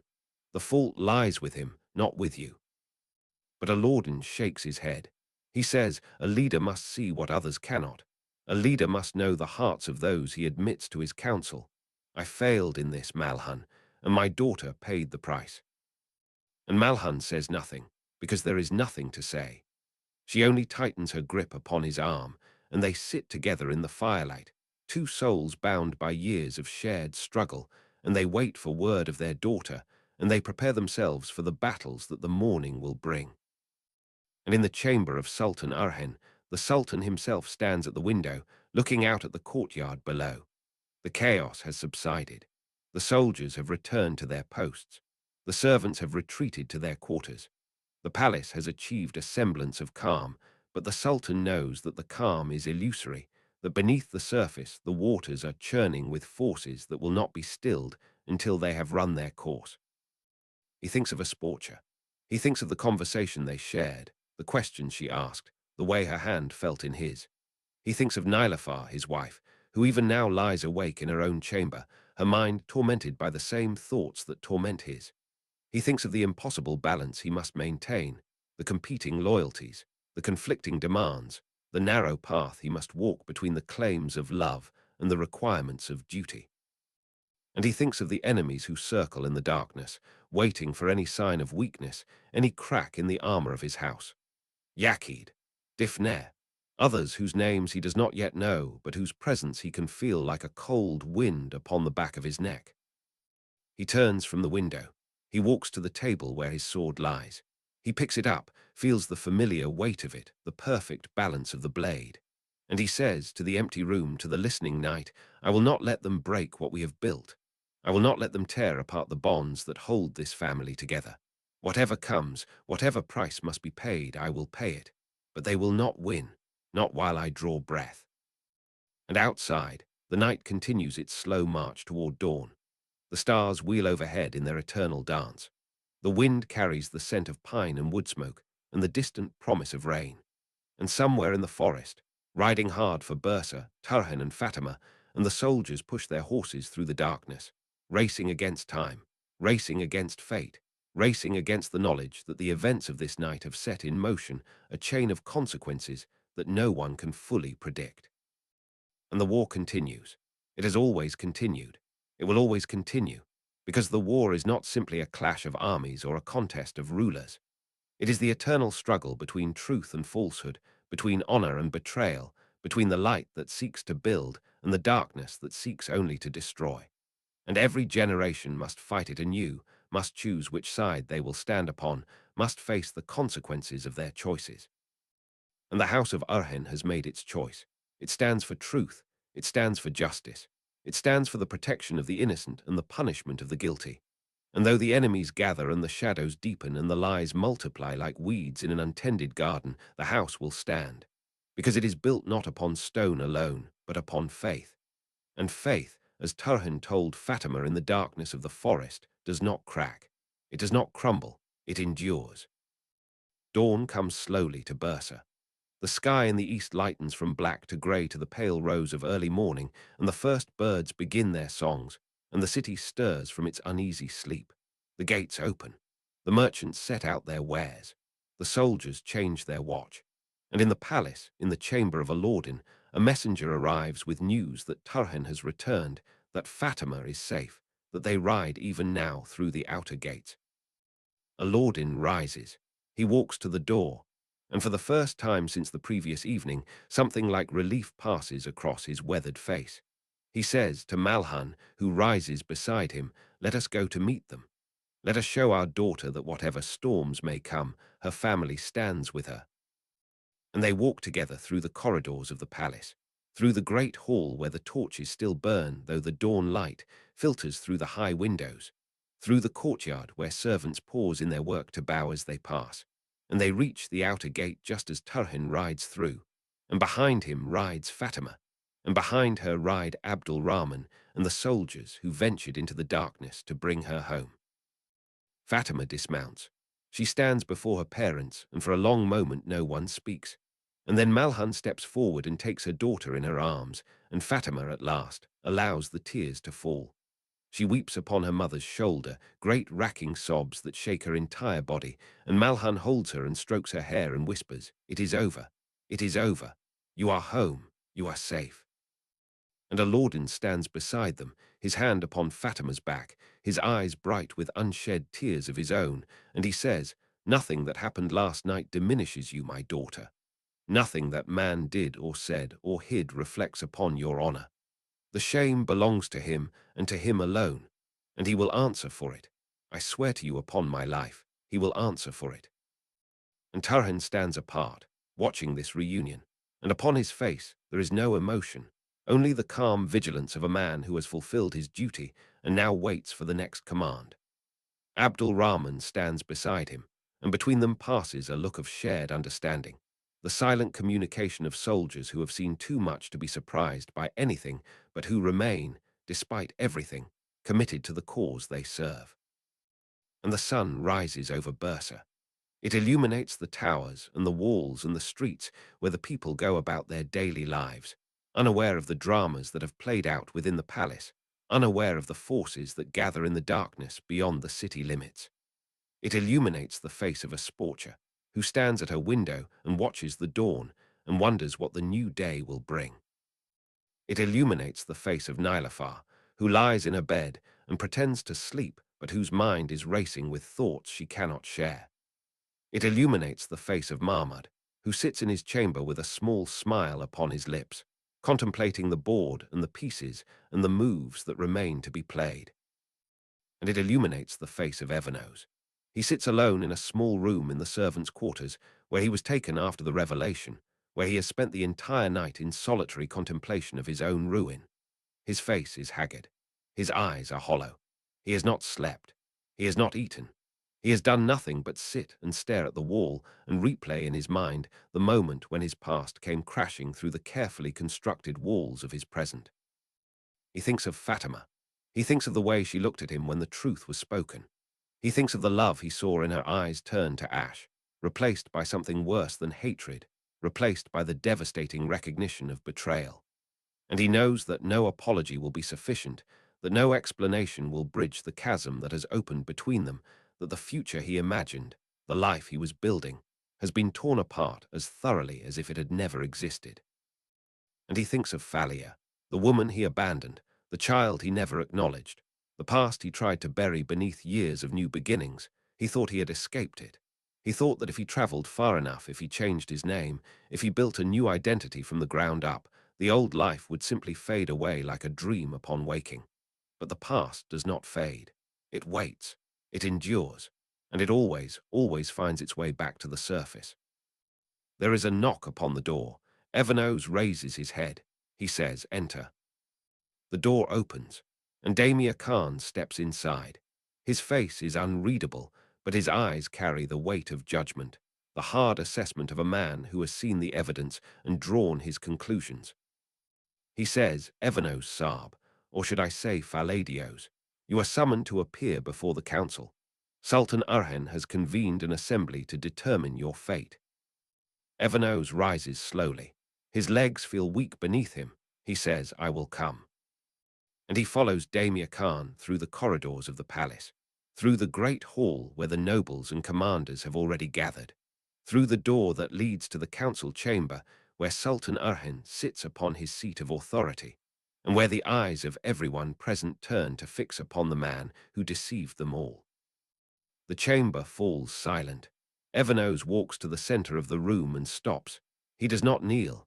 He does not bow. He stands straight, because whatever else may be said of him, he will not face his judgment as a coward. Sultan Urhan looks upon him, and the Sultan's eyes are hard as stone, but they are not cruel. They carry within them the terrible burden of a man who must render justice, who must weigh the claims of mercy against the demands of truth, who must make decisions that will affect the lives of many based upon the actions of one. The Sultan says, "Evenos, you came to this house seeking a new life. You were welcomed as a brother. You were offered the hand of a daughter of this family, and in return you gave us lies." Evenos says nothing. There is nothing to say. The Sultan continues, "A woman has come before us with a child who bears your blood. She claims that you made promises to her, that you abandoned her, that you built your new life upon the ruins of the life you left behind." Still Evenos says nothing. The Sultan says, "What answer do you give to these accusations?" And at last Evenos speaks. His voice is quiet, but it carries in the silent chamber. He says, "The accusations are true. I do not deny them. I was young. I was foolish. I made choices that I have regretted every day since. But I truly believed, that the past could be left behind, that a man could be reborn, that the sins of yesterday need not define the possibilities of tomorrow." The Sultan says, "And what of the woman and child you abandoned? Did you believe that they too could be left behind, that their suffering counted for nothing?" Evenos closes his eyes. He says, "I told myself that they would be better off without me, that my presence would only bring them more pain. But I know now that I was deceiving myself. I was not thinking of them. I was thinking only of my own escape." The chamber murmurs. The nobles and commanders exchange glances. Some faces show contempt. Others show something like pity. And still others show the calculating assessment of men, wondering how this revelation will shift the balance of power within the house. The Sultan raises his hand, and the murmuring ceases. He says, "You have confessed your guilt. Now you must face the consequences. The marriage that was to take place is annulled. There will be no alliance between your house and mine. You will make provision for the woman and child you abandoned, sufficient to ensure their welfare for the remainder of their lives. And you will leave Bursa within 3 days and not return unless summoned." Evenos opens his eyes. He looks at the Sultan. he says, and Fatima, will I be permitted to speak with her? The Sultan's jaw tightens. He says, that is not my decision to make. It is hers, and I would counsel you not to seek her out unless she indicates her willingness to hear you. The wound you have inflicted is deep. It will not be healed by words. Evanos bows his head. He says, I understand, and I accept your judgment, Sultan. I deserve far worse. And then he turns, and he walks from the chamber, and the doors close behind him, and the council is left to absorb what has transpired, to discuss the implications, to begin the long process of repairing the damage that one man's deception has wrought. And the sun continues its climb over Bursa, and the day unfolds with its thousand small dramas and its ordinary concerns. And somewhere in the palace, Fatima sits alone in her chamber, her tears dried, her face composed into an expression of perfect calm, but behind her eyes there churns a storm that will not be stilled for many days to come. And somewhere beyond the walls, Yaqid and Dekhne make their plans. They have won a victory, but they know it is only one battle in a longer war. They know that the house of Hain is wounded but not broken, that their enemies will regroup and respond, that the next phase of the conflict will require even greater cunning, even more audacious gambits. And the war goes on. It goes on in the council chambers where strategies are debated. It goes on in the training grounds where soldiers sharpen their skills. It goes on in the quiet conversations between husbands and wives, between parents and children, between allies whose trust has been tested and whose bonds must be reforged in the fire of shared adversity. And it goes on in the hearts of every soul who calls Bursa home, who looks to the house of Hain for protection, who places their faith in the justice of the Sultan and the courage of his warriors. Because the war is never over, it merely changes its face. And those who believe they have found peace are merely standing in the eye of the storm, surrounded on all sides by winds that have not yet reached them but are coming, always coming, inevitable as the dawn, merciless as the desert sun. And the dawn has come, and the day has begun. And whatever it brings, the house of Hain will face it together, as they have always faced the challenges of their time, with faith in their hearts and steel in their hands, and the unshakable conviction that truth, though it may be buried, will always claw its way to the surface. And the story continues. It will always continue. For as long as there are those who seek justice and those who seek power, as long as there are those who build and those who destroy, as long as the human heart contains within it the capacity for both love and hatred, the story will continue. And somewhere in the distance, thunder rolls across the mountains. And somewhere in the darkness, eyes watch and wait. And the war is not over. It has only just begun. Peace be upon you, dear viewers. The morning light pours through the latticed windows of the Bursa Palace like molten gold spilling across cold stone, and the corridors that were filled with chaos only hours ago now hold a silence so heavy that it seems to press upon the walls themselves, as though the very palace is holding its breath, waiting for the next blow to fall. The servants move in whispers. The soldiers stand at their posts with hands upon hilts and eyes that sweep the courtyards with a vigilance sharpened by the events of the previous night. And in every chamber, behind every closed door, the consequences of revelation are being measured, weighed, and endured. Fatima has not emerged from her room since her return at dawn. The door remains closed. No food has been accepted. No visitor has been received. Malhan Khartan came to the door twice during the morning hours, and both times she pressed her palm flat against the wood and listened. And both times she heard nothing, no weeping, no movement, only the terrible silence of a woman who has withdrawn so far into herself that even grief cannot reach her. Malhan turned away both times with the expression of a mother who knows that some wounds cannot be healed by presence alone, that some sufferings must be endured in solitude before they can be shared. And Goncha watched her mother walk away from that door, and something shifted inside her, a recognition that the joy she felt only hours ago, when Mahmud held her in his arms and called her sister, was now overshadowed by a sorrow that touched the entire household. She finds Halima in the women's quarters, sitting by the window with her hands folded in her lap, staring at the henna upon her palm that has finally, with the coming of the morning, begun to darken, though its color remains uneven, patchy, as though the dye itself could not decide whether to commit. Halima looks up as Goncha enters, and her eyes carry the weight of a woman who feels the currents shifting beneath her feet. Goncha sits beside her. She says, "How is the color now?" And Halima holds up her hand, turning it in the light, and she says, "It has taken, but not well, not the way it should." And then she drops her hand to her lap and says, "But it does not matter any more, does it? There is no wedding now. The henna was for celebration, and there is nothing to celebrate." Goncha takes Halima's hand in hers. She says, "There will be celebrations again. Inshallah, there will be days of joy that make us forget these hours of sorrow." But Halima shakes her head slowly, and she says, "I'm not so sure anymore, Goncha. I look around this palace and I see cracks everywhere, between husband and wife, between brother and sister, between father and son, between the truth we tell the world and the secrets we keep locked inside. And I wonder, how many more revelations can this family endure before it breaks apart entirely?" Goncha has no answer for this. She sits beside Halima in the quiet morning light, and they hold hands, and they say nothing more, because sometimes the most honest response to uncertainty is silence. And in the courtyard below their window, Tarhan walks with Abdul Rahman, and their boots strike the stone in measured cadence, the rhythm of soldiers whose bodies move with purpose even when their minds are troubled. Tarhan has not slept. The shadows beneath his eyes are dark as bruises, but his posture is erect, his stride unwavering, his gaze sharp as the blade that hangs at his side. He says, "We must increase the patrols along the forest road." Yaqid was bold enough to confront Fatima Khatun within an hour's ride of the palace.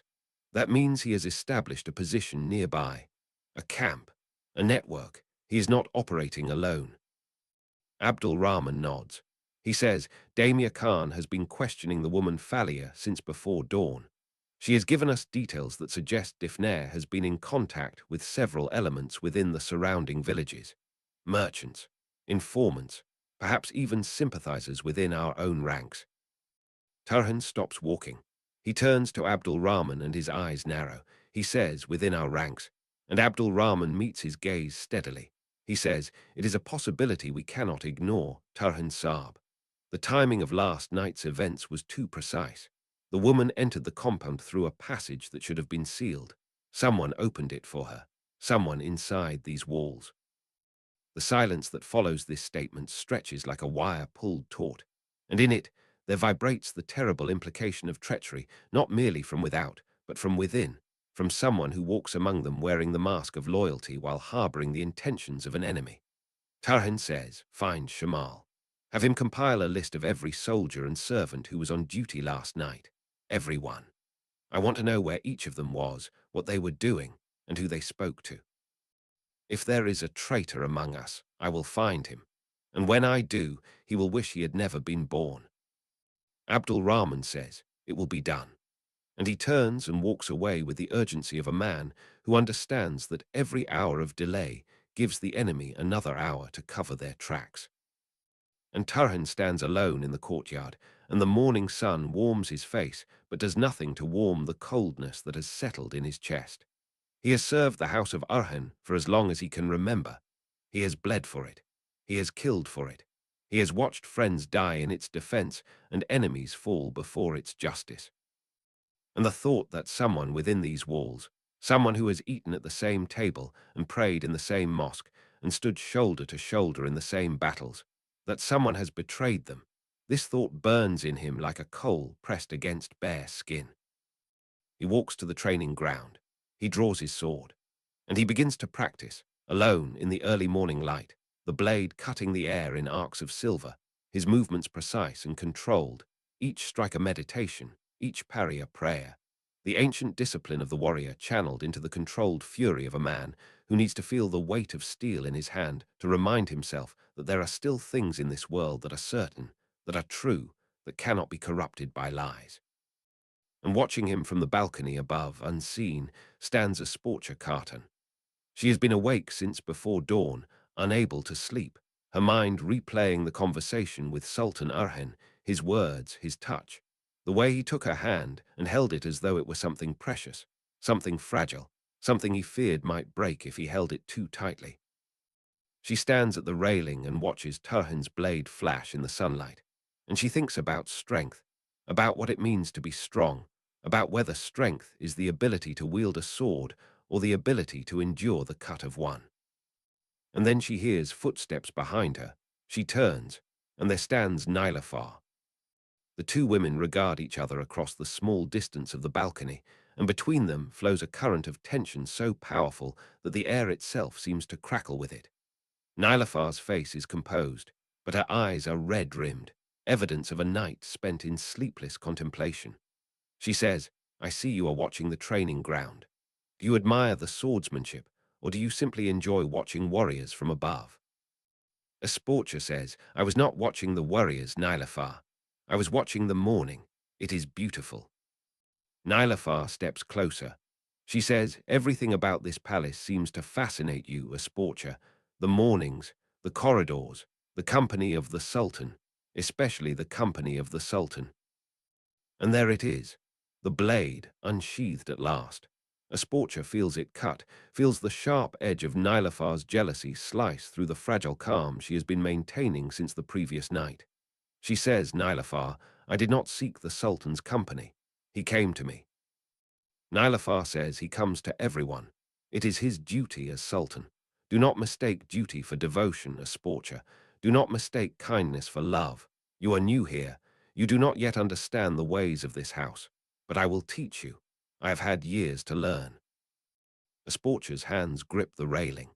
She says, "I understand more than you think, Nilafar. I understand what it means to be alone in a place where every face is a stranger's face. I understand what it means to reach out for acceptance and be met with suspicion.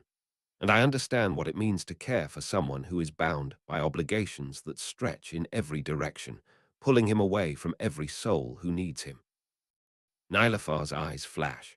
She says, "Do not presume to compare your understanding with mine. I have stood beside Urhin through wars and sieges and the births of our children. I have held this family together when the world tried to tear it apart. I have earned my place beside him. And you, a sporcher, you arrived yesterday, and you think that a conversation and a touch of the hand gives you a claim upon his heart." A sporcher says, "I make no claims, Nilafar. I did not choose to come here. Fate brought me, and I have tried again and again to find my place within this household without threatening yours. But you see me as an enemy, and I do not know how to fight an enemy who wears the face of a sister." And Nilafar draws a breath, a deep, shuddering breath that carries within it the weight of everything she has held inside. The fear, the jealousy, the terrible knowledge that the man she loves is capable of caring for another, that his heart is large enough to hold more than one soul, and that this generosity of spirit, which she has always admired in him as a ruler, now terrifies her as a wife. She says, "I do not hate you, a sporcher. I wish I could. It would be easier if I did. But I do not. I see in you a woman who has suffered, who has lost her homeland and her father and everything she once knew. And I feel for you. I truly do. But my compassion and my fear live side by side, and I cannot silence one without silencing the other." And a sporcher looks at her, and for the first time since she arrived in Bursa, she sees Nilafar not as an obstacle or an adversary, but as a woman, a human being carrying burdens of her own, fighting battles that are invisible to the eye, but no less devastating for their invisibility. She says, "I do not wish to take anything from you, Nilafar. I swear it upon everything I hold sacred. I only wish to exist, to breathe, to find a corner of this world where I am not a burden, not a threat, not a problem to be solved." And Nilafar looks at her, and for a long moment, the two women stand on that balcony, with the morning sun warming their faces and the sound of Turhan's sword cutting the air below, and something passes between them, not friendship, not yet, perhaps not ever, but something like recognition, the acknowledgement of two souls caught in the same current, pulled by the same forces, struggling to keep their heads above the same rising water. And then Nilafar turns and walks away. She does not say goodbye. She does not offer reconciliation. But she also does not strike again. And sometimes, in a war fought not with swords but with silences, the absence of a blow is the closest thing to peace. A sporcher watches her go, and then she turns back to the railing, and below, Tarhan has finished his practice. He sheathes his sword. He stands in the center of the training ground, his chest heaving, sweat glistening upon his brow, and he looks up, and for a brief moment his eyes meet a sporcher's. He does not wave. He does not speak. He simply nods, the smallest of gestures, the warrior's acknowledgement of another soul who is enduring, who is fighting, who is refusing to be defeated. And then he turns and walks away. And the day moves forward. The sun climbs higher. The shadows shorten and shift. And in the council chamber, Sultan Urhen convenes a meeting of his closest advisers to address not only the matter of Evanos, but the larger threat that Yakid's actions represent. The men gather. Turhan stands to the Sultan's right, his customary position, his sword at his side, his eyes scanning every face in the room with the quiet intensity of a man who now suspects that the enemy may wear a familiar face. Abdul Rahman stands to the Sultan's left. Damir Khan sits at the long table, his notes from the interrogation of Falia spread before him. Shamal stands near the door, his arms crossed, his expression grim. Mustafa, the veteran captain whose loyalty has been tested in a dozen campaigns, occupies a seat near the end of the table, his scarred hands folded before him, his old eyes watchful. And then the doors open, and two more figures enter. Mahmud, who walks with the measured stride of a man conscious of being observed, and Aladdin, whose face bears the marks of a sleepless night and a father's pain. They take their places, and the chamber falls silent, and all eyes turn to the Sultan. Sultan Urhan speaks. He says, the events of last night have exposed not merely the deceptions of one man, but the machinations of an enemy who has been working against us with patience and precision. Yakid is not acting alone. He has allies. He has resources. And most concerning of all, he has intelligence. He knew the timing of the wedding. He knew how to infiltrate our compound. He knew that Fatima would ride out alone if provoked. This is not the work of a desperate exile. This is the work of a coordinated campaign designed to undermine this house from within. He pauses. His eyes sweep the room. He says, Damir Khan, what have you learned from the woman Falia? Damir Khan rises. He says, the woman confirms that she was contacted by Dekhne approximately 3 weeks ago. Dekhne provided her with money, transportation, and instructions. She was told to come to Bursa on the night before the wedding and to make her presence known in the most dramatic fashion possible. She was given access to the compound through a maintenance passage on the eastern wall, a passage that is used by servants to dispose of kitchen waste, and that should have been secured from the inside. The Sultan says, who had access to that passage. Damir Khan says, I have compiled a list of 12 individuals who were assigned to the eastern sector of the palace last night. With your permission, I will interrogate each of them. The Sultan nods. He says, proceed, and leave no stone unturned. If there is a traitor among us, I want his name before the sun sets. Turhan steps forward. He says, there is another matter, Sultan. Last night, when I pursued Fatima Khatun into the forest, I encountered Yakid and approximately 15 armed men. They were waiting for her. This was not a chance meeting. They knew she would ride that road. They knew the approximate time she would arrive. This means they had advanced knowledge not only of the events within the palace, but of Fatima's likely reaction to those events. The room falls silent. The implications of Turhan's words settle upon the gathered men like a weight. Abdul Rahman says, someone within this palace is feeding information to Yakid. Someone who knows our movements, our schedules, our personal vulnerabilities. Mustafa speaks for the first time. His voice is rough, the voice of a man who has spent decades shouting commands across battlefields. He says, with all due respect, we are chasing shadows. Yakid is a cunning man, but he is also desperate. Desperate men take bold risks. It is possible that his intelligence came not from a traitor within our ranks, but from observation, from the network of informants that Dekhne has cultivated in the surrounding villages, from the simple fact that anyone watching the palace for the past several weeks would have been able to deduce that a wedding was imminent and that the household would be in a state of heightened emotion. Tarhen turns to Mustafa. He says, "I respect your experience, Mustafa, but the passage on the eastern wall was opened from the inside. That is not observation, that is collaboration." And Mustafa falls silent, because the evidence is irrefutable, and even a veteran's instinct to resist the idea of betrayal from within must yield before the cold logic of facts. Mahmud, who has been listening in silence throughout the discussion, now speaks. He says, "Perhaps we are looking at this from the wrong angle. Instead of trying to identify the traitor, we should be asking ourselves what Yaqid's ultimate objective is. Last night's events were designed to cause disruption, yes. To prevent the wedding, certainly. But Yaqid is not a man who acts for the sake of causing pain alone. He has a larger goal.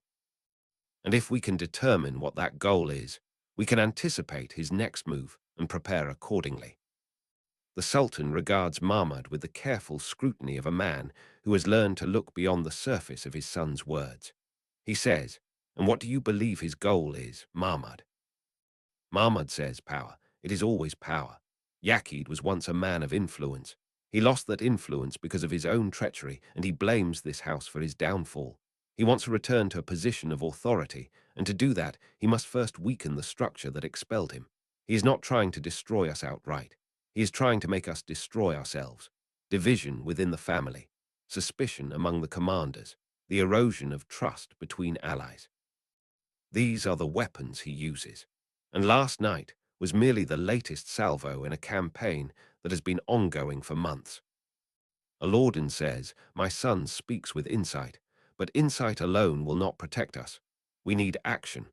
We need to find Yaqid and end this threat before he can strike again." Tarhan says, "I will lead a reconnaissance force into the forest. We know the area where I encountered Yaqid last night. We will sweep the region, identify his camp, and report back with a detailed assessment of his strength and positions." The Sultan nods. He says, "Take 30 men. Tarhen, Abdul Rahman, and Damir Khan will lead. Mustafa, you will remain here and oversee the security of the palace. Shamal, you will coordinate with the city guard to ensure that no unauthorized persons enter or leave Bursa without being questioned." He rises. He says, "This house has weathered storms before. It has endured the treachery of enemies and the failures of friends. It has stood when others have fallen, and it will stand again. But we must be vigilant. We must be united.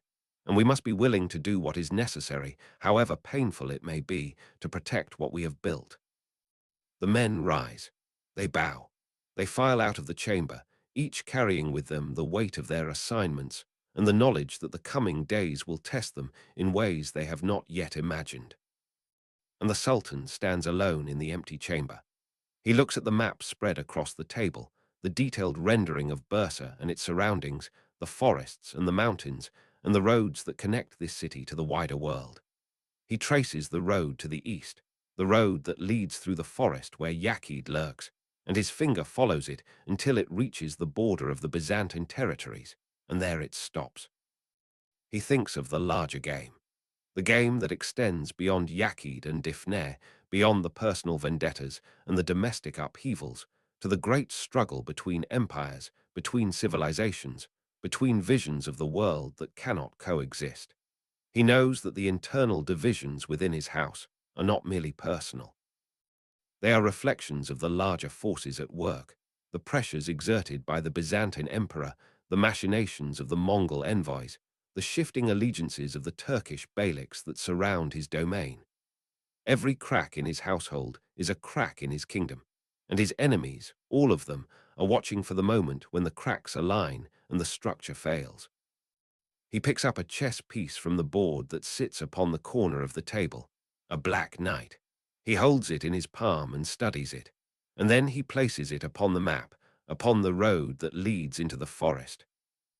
He says to the empty room, to the listening walls, to the God in whom he places his ultimate trust, "Guide my hand, strengthen my sword, illuminate my path, and if this house must pass through fire to emerge purified, then let the fire come, but let us not be consumed." And outside, the preparations begin. Tarhen leads the 30 men to the armory, where swords are sharpened and arrows are inspected, and armor is fitted with the meticulous care of soldiers who know that the difference between life and death can rest upon the tightness of a strap or the keenness of an edge. Abdul Rahman oversees the provisioning, ensuring that each man carries enough food and water for 3 days in the field. Damir Khan gathers his intelligence reports and studies the terrain maps, marking the locations where Yaqid's scouts have been spotted, drawing lines of probability that converge upon a small valley deep in the forest where the trees grow so thick that sunlight barely reaches the ground. And in the women's quarters, Eraz comes to Fatima's door. She stands outside it for a long time, her hand raised but not knocking, her heart racing with the uncertainty of one who wishes to offer comfort but does not know whether her comfort will be welcomed. And then she knocks, softly, once, twice, 3 times. And from behind the door comes Fatima's voice. Enter. Eraz opens the door and steps inside. The room is dim. The curtains are drawn.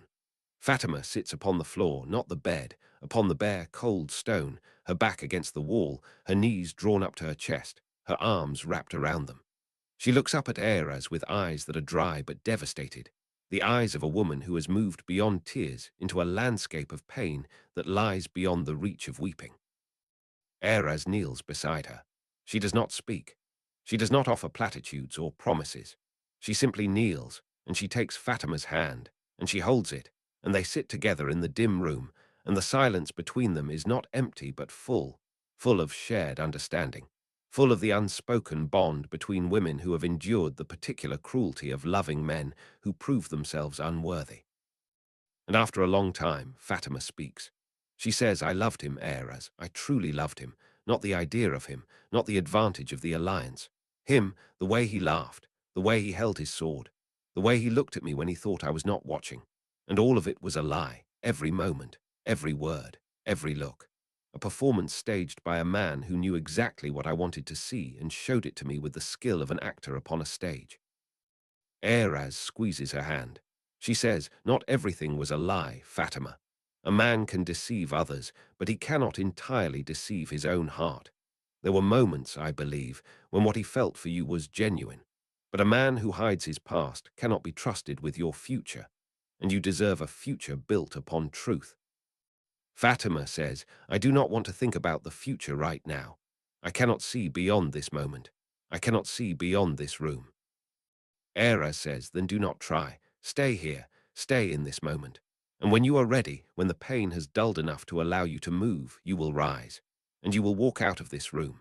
And you will face the world with the same strength that your mother shows, the same courage that your father embodies, because you are their daughter, and their blood runs in your veins, and their spirit lives in your heart.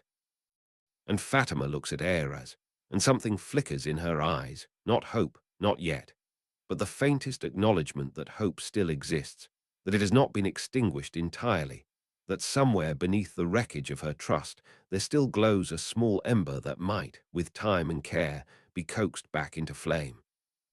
And outside the palace walls, Tarhan leads his men out through the gates. They ride in column formation, 3 abreast, their banners furled to avoid detection, their movements swift and disciplined. The forest waits for them, dark and deep and full of secrets, and they ride into it with the grim determination of men who know that what they seek within those shadowed halls of wood and stone may well be their death, but who ride forward nonetheless, because duty demands it, because honor requires it, because the alternative, the passivity of waiting for the enemy to strike again, is intolerable to men of their caliber. And behind them, Bursa recedes into the distance, its towers and walls growing smaller against the sky, and the road ahead stretches into the unknown, and the wind carries upon it the scent of pine and earth and something else, something metallic, something that might be blood. And the war continues. It continues in the forest where Tarhan rides. It continues in the palace where Fatima grieves. It continues in the council chamber where strategies are debated and alliances are tested. It continues in the hearts of men and women who carry within them the contradictions of love and duty, of loyalty and desire, of the need to forgive and the impossibility of forgetting. And somewhere in the depths of the forest, Yaqid sits beside a fire. The flames cast dancing shadows upon his face, and beside him Dekhne sits with her hands extended toward the warmth, and around them their followers gather, armed and watchful, and Yakid stares into the flames and sees within them the shapes of his revenge, the forms of those who wronged him twisting and burning and turning to ash. He says they will send soldiers. Tarhan will lead them. He always does. He is predictable in his courage, consistent in his honor, and that consistency is his weakness. Because a man who always does the honorable thing can be led, can be guided, can be maneuvered into positions from which even honor cannot save him. Dekhne says the woman played her part well. The palace is in chaos. The wedding is destroyed. Fatima is broken. And the suspicion we have planted, the fear of a traitor within their ranks, will consume their attention for days. They will turn upon each other. They will interrogate their own loyal servants. And while they are looking inward, we will strike from without. Yakid smiles. It is the smile of a man who has waited a long time for this moment, who has endured years of exile and humiliation and hunger for the sake of this campaign, who has sacrificed everything upon the altar of his vengeance, and who now sees the first fruits of that sacrifice beginning to ripen. He says, the Sultan believes he can hold his house together through force of will. He believes that faith and duty and the bonds of family are sufficient to withstand any assault. But he is wrong, because I know those bonds intimately. I know where they are strong and where they are weak, and I know exactly which threads to pull to unravel the entire tapestry. He reaches into the fire and withdraws a burning stick, and he holds it before his eyes, watching the flame dance upon its tip, and he says, let the house of Arhan burn. Let it burn with the same fire that has burned in my heart since the day they cast me out. And when the ashes have cooled, I will walk upon them, and I will build my own house upon the ruins of theirs. And the fire crackles, and the shadows dance, and the night deepens around them, thick and cold and full of the promise of violence. And the war is not over. It has merely entered its next phase. The phase of the hunt, the phase of the trap, the phase where every step forward may lead into an ambush, and every retreat may be a feint designed to draw the enemy deeper into the web. And Tarhan rides through the darkness, his sword at his side, his heart steady, his mind clear. He does not know what awaits him in the depths of the forest. He does not know whether the trail he follows will lead him to victory or to ruin. But he rides on, because that is what he has always done, because that is who he is, the blade of the faithful, the shield of the righteous, the man who rides into the darkness so that others may dwell in the light. And behind him the soldiers follow, and above them the stars wheel in their eternal dance.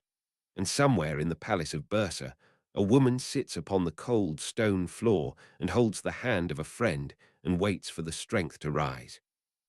And the story continues. It will always continue, because the war is never over. It merely changes its face. And those who fight it, those who endure it, those who love and grieve and hope and rage within its endless turning, they are the ones who give it meaning. They are the ones who transform the raw chaos of conflict into something that approaches, however imperfectly, the shape of justice. And the dawn is coming. It is always coming. And when it arrives, it will illuminate not a world at peace, but a world in motion, a world of blades and banners and broken hearts and unbreakable spirits, a world where the only certainty is that the fight will go on, that the story will continue, that the final chapter has not yet been written. And until it is written, the warriors ride, the women wait, the fires burn, and the darkness holds its breath. And the war is not over. It is far from over. Peace be upon you, dear viewers.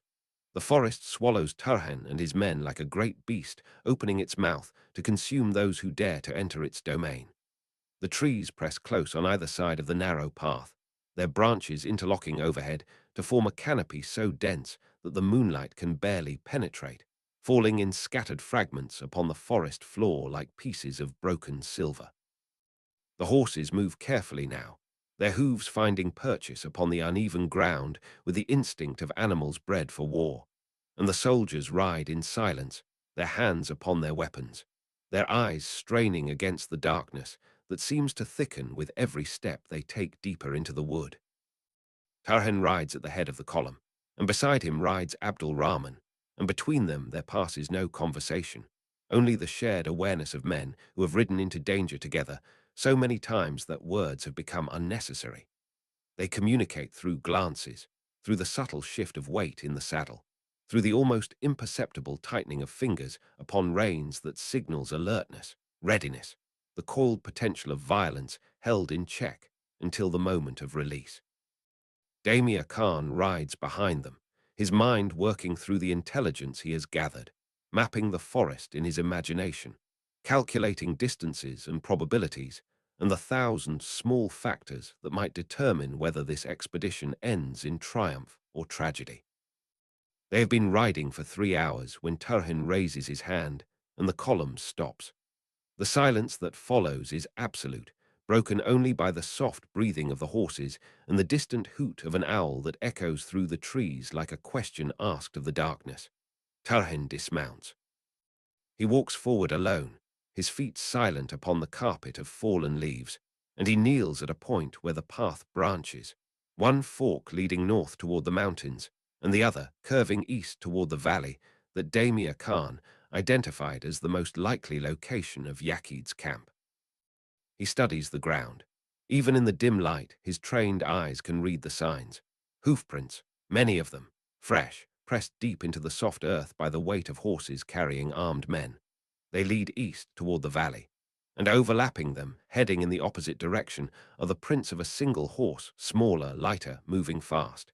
He touches the edge of one print and feels the moisture still seeping from the disturbed soil. He rises and returns to the column. He speaks softly, his voice barely above a whisper. He says, a large group passed through here recently, heading toward the valley. But one rider broke away and headed north. The prints are fresh, within the last hour. Abdul Rahman says, a scout perhaps, or a messenger. Damir Khan says, if it is a messenger, he may be carrying word of our approach. Yakid could be preparing an ambush even now. Tarhin considers this. He says, we cannot pursue both trails. We must choose. If we follow the main group, we may find Yakid's camp. But if we let the single rider go, he may alert other elements we do not yet know about. Or he may be heading somewhere more important, somewhere that reveals the larger scope of Yakid's network.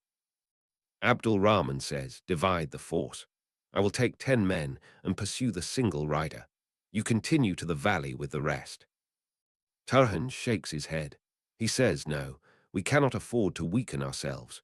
If Yakid has 15 men as we saw last night, and there are others we have not yet counted, we need every sword we have. The single rider will have to wait. Our priority is the camp. And so the decision is made. The column reforms, and they take the eastern fork, and they ride deeper into the forest, toward the valley, toward whatever waits for them in the darkness ahead. And behind them, unnoticed, a figure watches from the shadows. The figure is mounted upon a dark horse, dressed in clothes that blend with the forest, face obscured by a hood. The figure watches the column pass, counts the soldiers, notes the direction they are heading. And then the figure turns and rides silently in the opposite direction, northward, toward the mountains, carrying with them the knowledge of Tarhin's approach. Back in Bursa, the palace has settled into an uneasy quiet. The servants go about their duties with the hushed efficiency of those who sense that something is wrong, but do not yet know the full extent of it. The guards stand at their posts with heightened vigilance, checking and rechecking the locks, scanning the walls and gates for any sign of intrusion. And in the chamber of Sultan Arhen, the Sultan himself has not slept. He stands at the window, looking out at the night, his hands clasped behind his back, his face illuminated by the single candle that burns upon the table behind him. He has been standing in this position for hours, thinking, planning, wrestling with the demons of doubt that plague even the most resolute of rulers. He thinks of his children, of the fractures that have appeared in the bonds between them. He thinks of his wives, of the tension between Nilafar and Asportia that threatens to tear the fabric of his household. He thinks of his commanders, of the possibility that one of them might be feeding information to the enemy. And he thinks of Yakid, of the man who was once a trusted ally, who served this house with what appeared to be unwavering loyalty, until the day his ambitions outgrew his position and he chose betrayal over honor. He remembers that day. He remembers the moment when the truth of Yakid's treachery was revealed, the evidence laid out before the council, the faces of the men who had trusted him twisted with disbelief and then with rage. He remembers the sentence that was passed, exile rather than execution, mercy shown to a man who had shown none to those he betrayed. And he wonders now, as he has wondered many times in the years since, whether that mercy was wisdom or folly, whether sparing Yakid's life was an act of justice or a failure of resolve that has now returned to haunt him. There is a knock at the door. The Sultan turns. He says, "Enter." The door opens and Mustafa steps inside. The old captain's face is grave, his movements deliberate. He bows and says, "Sultan, I bring news." The Sultan says, "Speak." Mustafa says, "We have completed the initial interrogation of the servants and soldiers who were on duty last night. Most can account for their whereabouts. But there is one, a servant named Karim, who was assigned to the eastern sector, but was not at his post during the critical hours. When questioned, he claimed he was ill and had gone to the kitchen for water. But the kitchen staff say they did not see him." The Sultan's jaw tightens. He says, "Where is this Karim now?" Mustafa says, "He is being held in the guardhouse. We await your orders." The Sultan says, "Bring him to me, now." Mustafa bows and withdraws, and the Sultan turns back to the window, and the candlelight throws his shadow long across the floor, and he prepares himself for what must come next, the confrontation with a man who may be the traitor they seek, the extraction of truth from one who has wrapped himself in lies. And in the darkness of the forest, Tarhan's column approaches the valley. The trees begin to thin, and the land slopes downward, and through the gaps in the canopy the moon can be seen, full and bright, casting its cold light upon the world below. Tarhan signals for the column to halt, and they dismount, and they lead their horses by hand, moving with the silent precision of soldiers trained for exactly this kind of operation. They reach the edge of the tree line and look down into the valley below, and what they see makes their blood run cold. The camp is larger than they expected, much larger. Where they anticipated 15 or 20 men, they see at least 50, perhaps more, arranged in orderly rows of tents that stretch across the valley floor. Fires burn at regular intervals, illuminating the faces of the men who sit around them, and even from this distance, Tarhan can see that these are not the desperate followers of a fallen exile. These are trained soldiers, armed and armored, their movements disciplined, their camp organized with military precision. Abdul Rahman whispers, "This is no raiding party. This is an army." Damir Khan says, "Yakid has been gathering strength in secret, for months, perhaps years, building his force in the wilderness, waiting for the right moment to strike." Tarhan's mind races. 30 men against 50 or more. The odds are not in their favor. If they attack now, they will be cut down before they reach the first row of tents. If they withdraw and return to Bursa for reinforcements, Yakid may learn of their presence and relocate, vanishing into the wilderness once more. Every option carries risk. Every decision leads to danger. He says, "We observe. We count their numbers, assess their armaments, identify their command structure. And then we return to Bursa with a complete picture of what we face. The Sultan must know the full scope of this threat before any action is taken." Abdul Rahman nods. He says, "I will take 5 men and circle to the southern edge of the valley. We will observe from there and rendezvous with you at the old oak where the path divides." Tarhan says, "Go, but do not engage, under any circumstances. If they spot you, withdraw immediately." Abdul Rahman clasps Tarhan's shoulder briefly, the wordless gesture of brothers in arms, and then he is gone, melting into the darkness with 5 soldiers at his heels.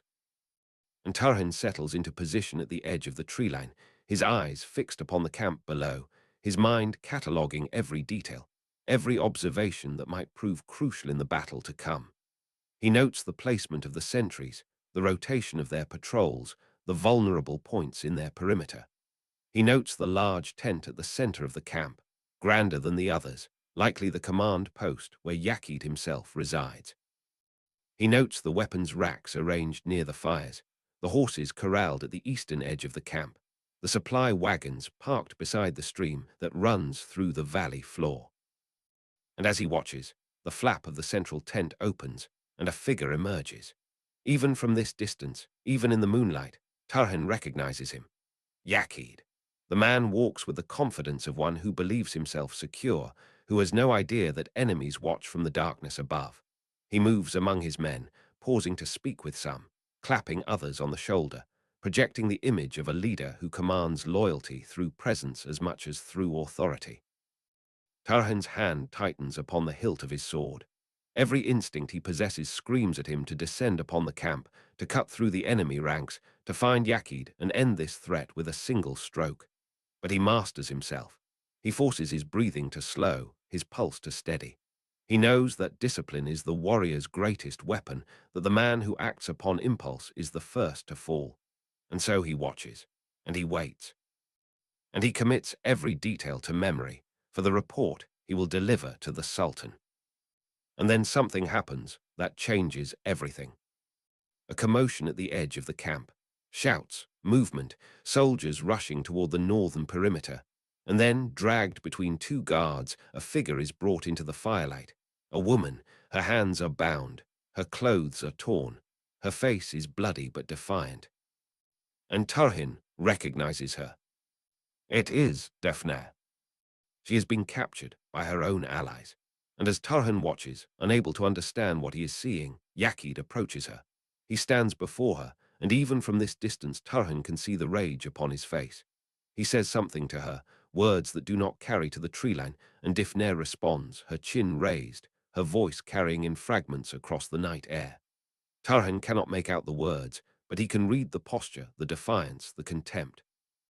And then Yakid strikes her, a backhanded blow that sends her sprawling to the ground. And he shouts, loud enough now for the words to reach Tarhan's ears, loud enough for the entire camp to hear.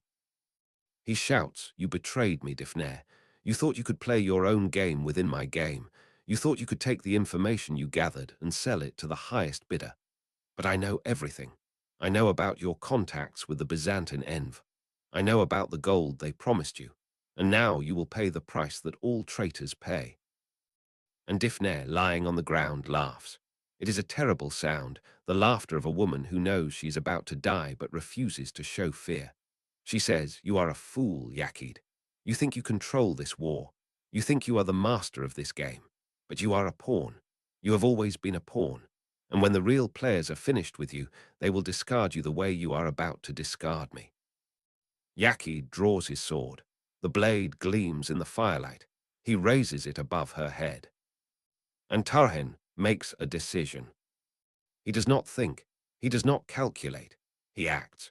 He rises from his concealment and knocks an arrow to his bow in a single fluid motion, and before anyone in the camp can register what is happening, the arrow is flying, singing through the air, crossing the distance in less than a heartbeat. The arrow strikes Yakid's sword arm. The blade falls from his grip. He screams in pain and rage. And then chaos erupts. The camp comes alive with shouts and running figures. Soldiers scramble for weapons. Fires flare as men kick over pots and stumble through the confusion. And from the tree line, Tarhan and his remaining soldiers emerge, charging down the slope with swords drawn and battle cries upon their lips. It is madness. It is suicide. 25 men against 50.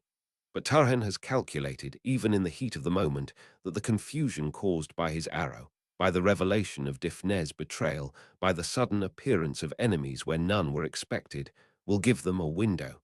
A narrow window, but perhaps enough. He reaches the edge of the camp. His sword cuts through the first man who comes at him, a wild swing that opens the soldier from shoulder to hip. He spins, deflects a blow from his left, drives his elbow into an attacker's face, pivots and thrusts and kills again. Around him, his men fight with the desperation of those who know that retreat is impossible, that the only way out is through. And Abdul Rahman, hearing the commotion from the southern edge of the valley, abandons his observation post and leads his 5 men in a flanking attack that catches Yakid's forces from an unexpected angle. The valley becomes a whirlwind of steel and blood and screaming. Tarhan fights his way toward the center of the camp. His eyes are fixed upon Yakid, who has retrieved his sword with his left hand and is shouting orders to his men, trying to restore order to the chaos. But the damage has been done. The revelation of Dekhne's treachery, the sudden attack from multiple directions, the uncertainty about who can be trusted, all of these have shattered the discipline of Yakid's force. Men fight individually now, each one looking out for himself, the cohesion of the unit dissolved by confusion and fear. And Tarhan reaches him. The two men face each other across a space of perhaps 10 feet, surrounded by the swirling battle, islands of stillness in a sea of violence. Yakid's face is twisted with pain and fury. Blood streams from his wounded arm, but his eyes burn with the fire of a man who has nothing left to lose. He says, Tarhan, the faithful dog of the Arhan house, you should have stayed in Bursa. You should have let events take their course. Now you will die here in this valley, and your body will feed the crows. Tarhan says nothing. Words are wasted on men like Yakid. He raises his sword. He settles into his stance, and he waits. Yakid attacks first. Despite his wounded arm, his left-handed assault is fierce, a flurry of cuts and thrusts that test Tarhan's defenses to their limit. But Tarhan is the better swordsman. He has always been the better swordsman. He parries, deflects, gives ground strategically, waiting for the opening that he knows will come. And it comes. Yakid overextends on a thrust. His balance shifts forward, and Tarhan strikes. The blade takes Yakid in the side, sliding between the ribs, piercing something vital. Yakid gasps. His sword falls from his grip. He looks down at the blade protruding from his body, and then he looks up at Tarhan, and upon his face there appears an expression that is not fear, not even surprise, but something like recognition. The recognition of a man who has always known, somewhere in the depths of his soul, that this moment would come. He says, you think this ends it. You think killing me ends the war. But you are wrong. The seeds I have planted will continue to grow. The cracks I have exposed will continue to widen. And even from the grave, I will watch the house of Arhan crumble. Tarhan withdraws his blade. Yakid falls to his knees, and then to his side, and then he is still. And the battle ends. Without their leader, Yakid's soldiers lose their will to fight. Some surrender, throwing down their weapons and raising their hands. Others flee into the forest, disappearing into the darkness from which they came. The valley falls silent save for the groans of the wounded and the heavy breathing of the survivors. Tarhan stands over Yakid's body and looks down at the man who threatened everything he has sworn to protect. He feels no triumph. He feels no satisfaction. He feels only the hollow exhaustion that follows violence, the emptiness that remains when the fire of battle has burned itself out. Abdul Rahman approaches. His armor is dented, his face streaked with blood and sweat, but he is alive, and Tarhan is grateful for that mercy. Abdul Rahman looks at Yakid's body and says, "It is done then." Tarhan shakes his head slowly. He says, "No, it is not done. Yakid was right about one thing. He was not alone. There are others who supported him, others who funded him, others who hoped to profit from the chaos he created. We have won this battle, but the war continues." He looks around at the captured soldiers, at the wounded being tended, at the bodies of the fallen, both friend and foe. He says, "Secure the camp, question the prisoners, and find Dekhne. If she is still alive, she has information we need." And as his men move to obey, Tarhan walks to the edge of the camp and looks up at the sky. The moon is setting. The first hint of dawn touches the eastern horizon. A new day is coming. He thinks of Bursa. He thinks of the Sultan waiting for news. He thinks of Fatima, still grieving in her chamber. He thinks of a sporcher, standing at her window, wondering what the future holds. He thinks of all the lives that depend upon the strength of the house he serves, the thousands of souls who look to the house of Arhan for protection, for justice, for hope. And he knows that his work is not finished. It will never be finished. Not as long as there are enemies who plot in the darkness. Not as long as there are those who would tear down what others have built. Not as long as the eternal struggle between good and evil continues to play out in the hearts of men. He sheathes his sword. He turns back to the camp. and he begins the long process of gathering the pieces of this shattered night, preparing for the return to Bursa, preparing for the report he must deliver, preparing for whatever comes next. Because the war is not over. It is never over. And those who fight it must always be ready to rise again. And the dawn comes. It comes with its golden light and its promise of renewal. It comes with the song of birds and the stirring of the wind in the trees. It comes to a valley stained with blood and strewn with the wreckage of battle, and it illuminates the faces of the living and the dead alike, making no distinction between victor and vanquished.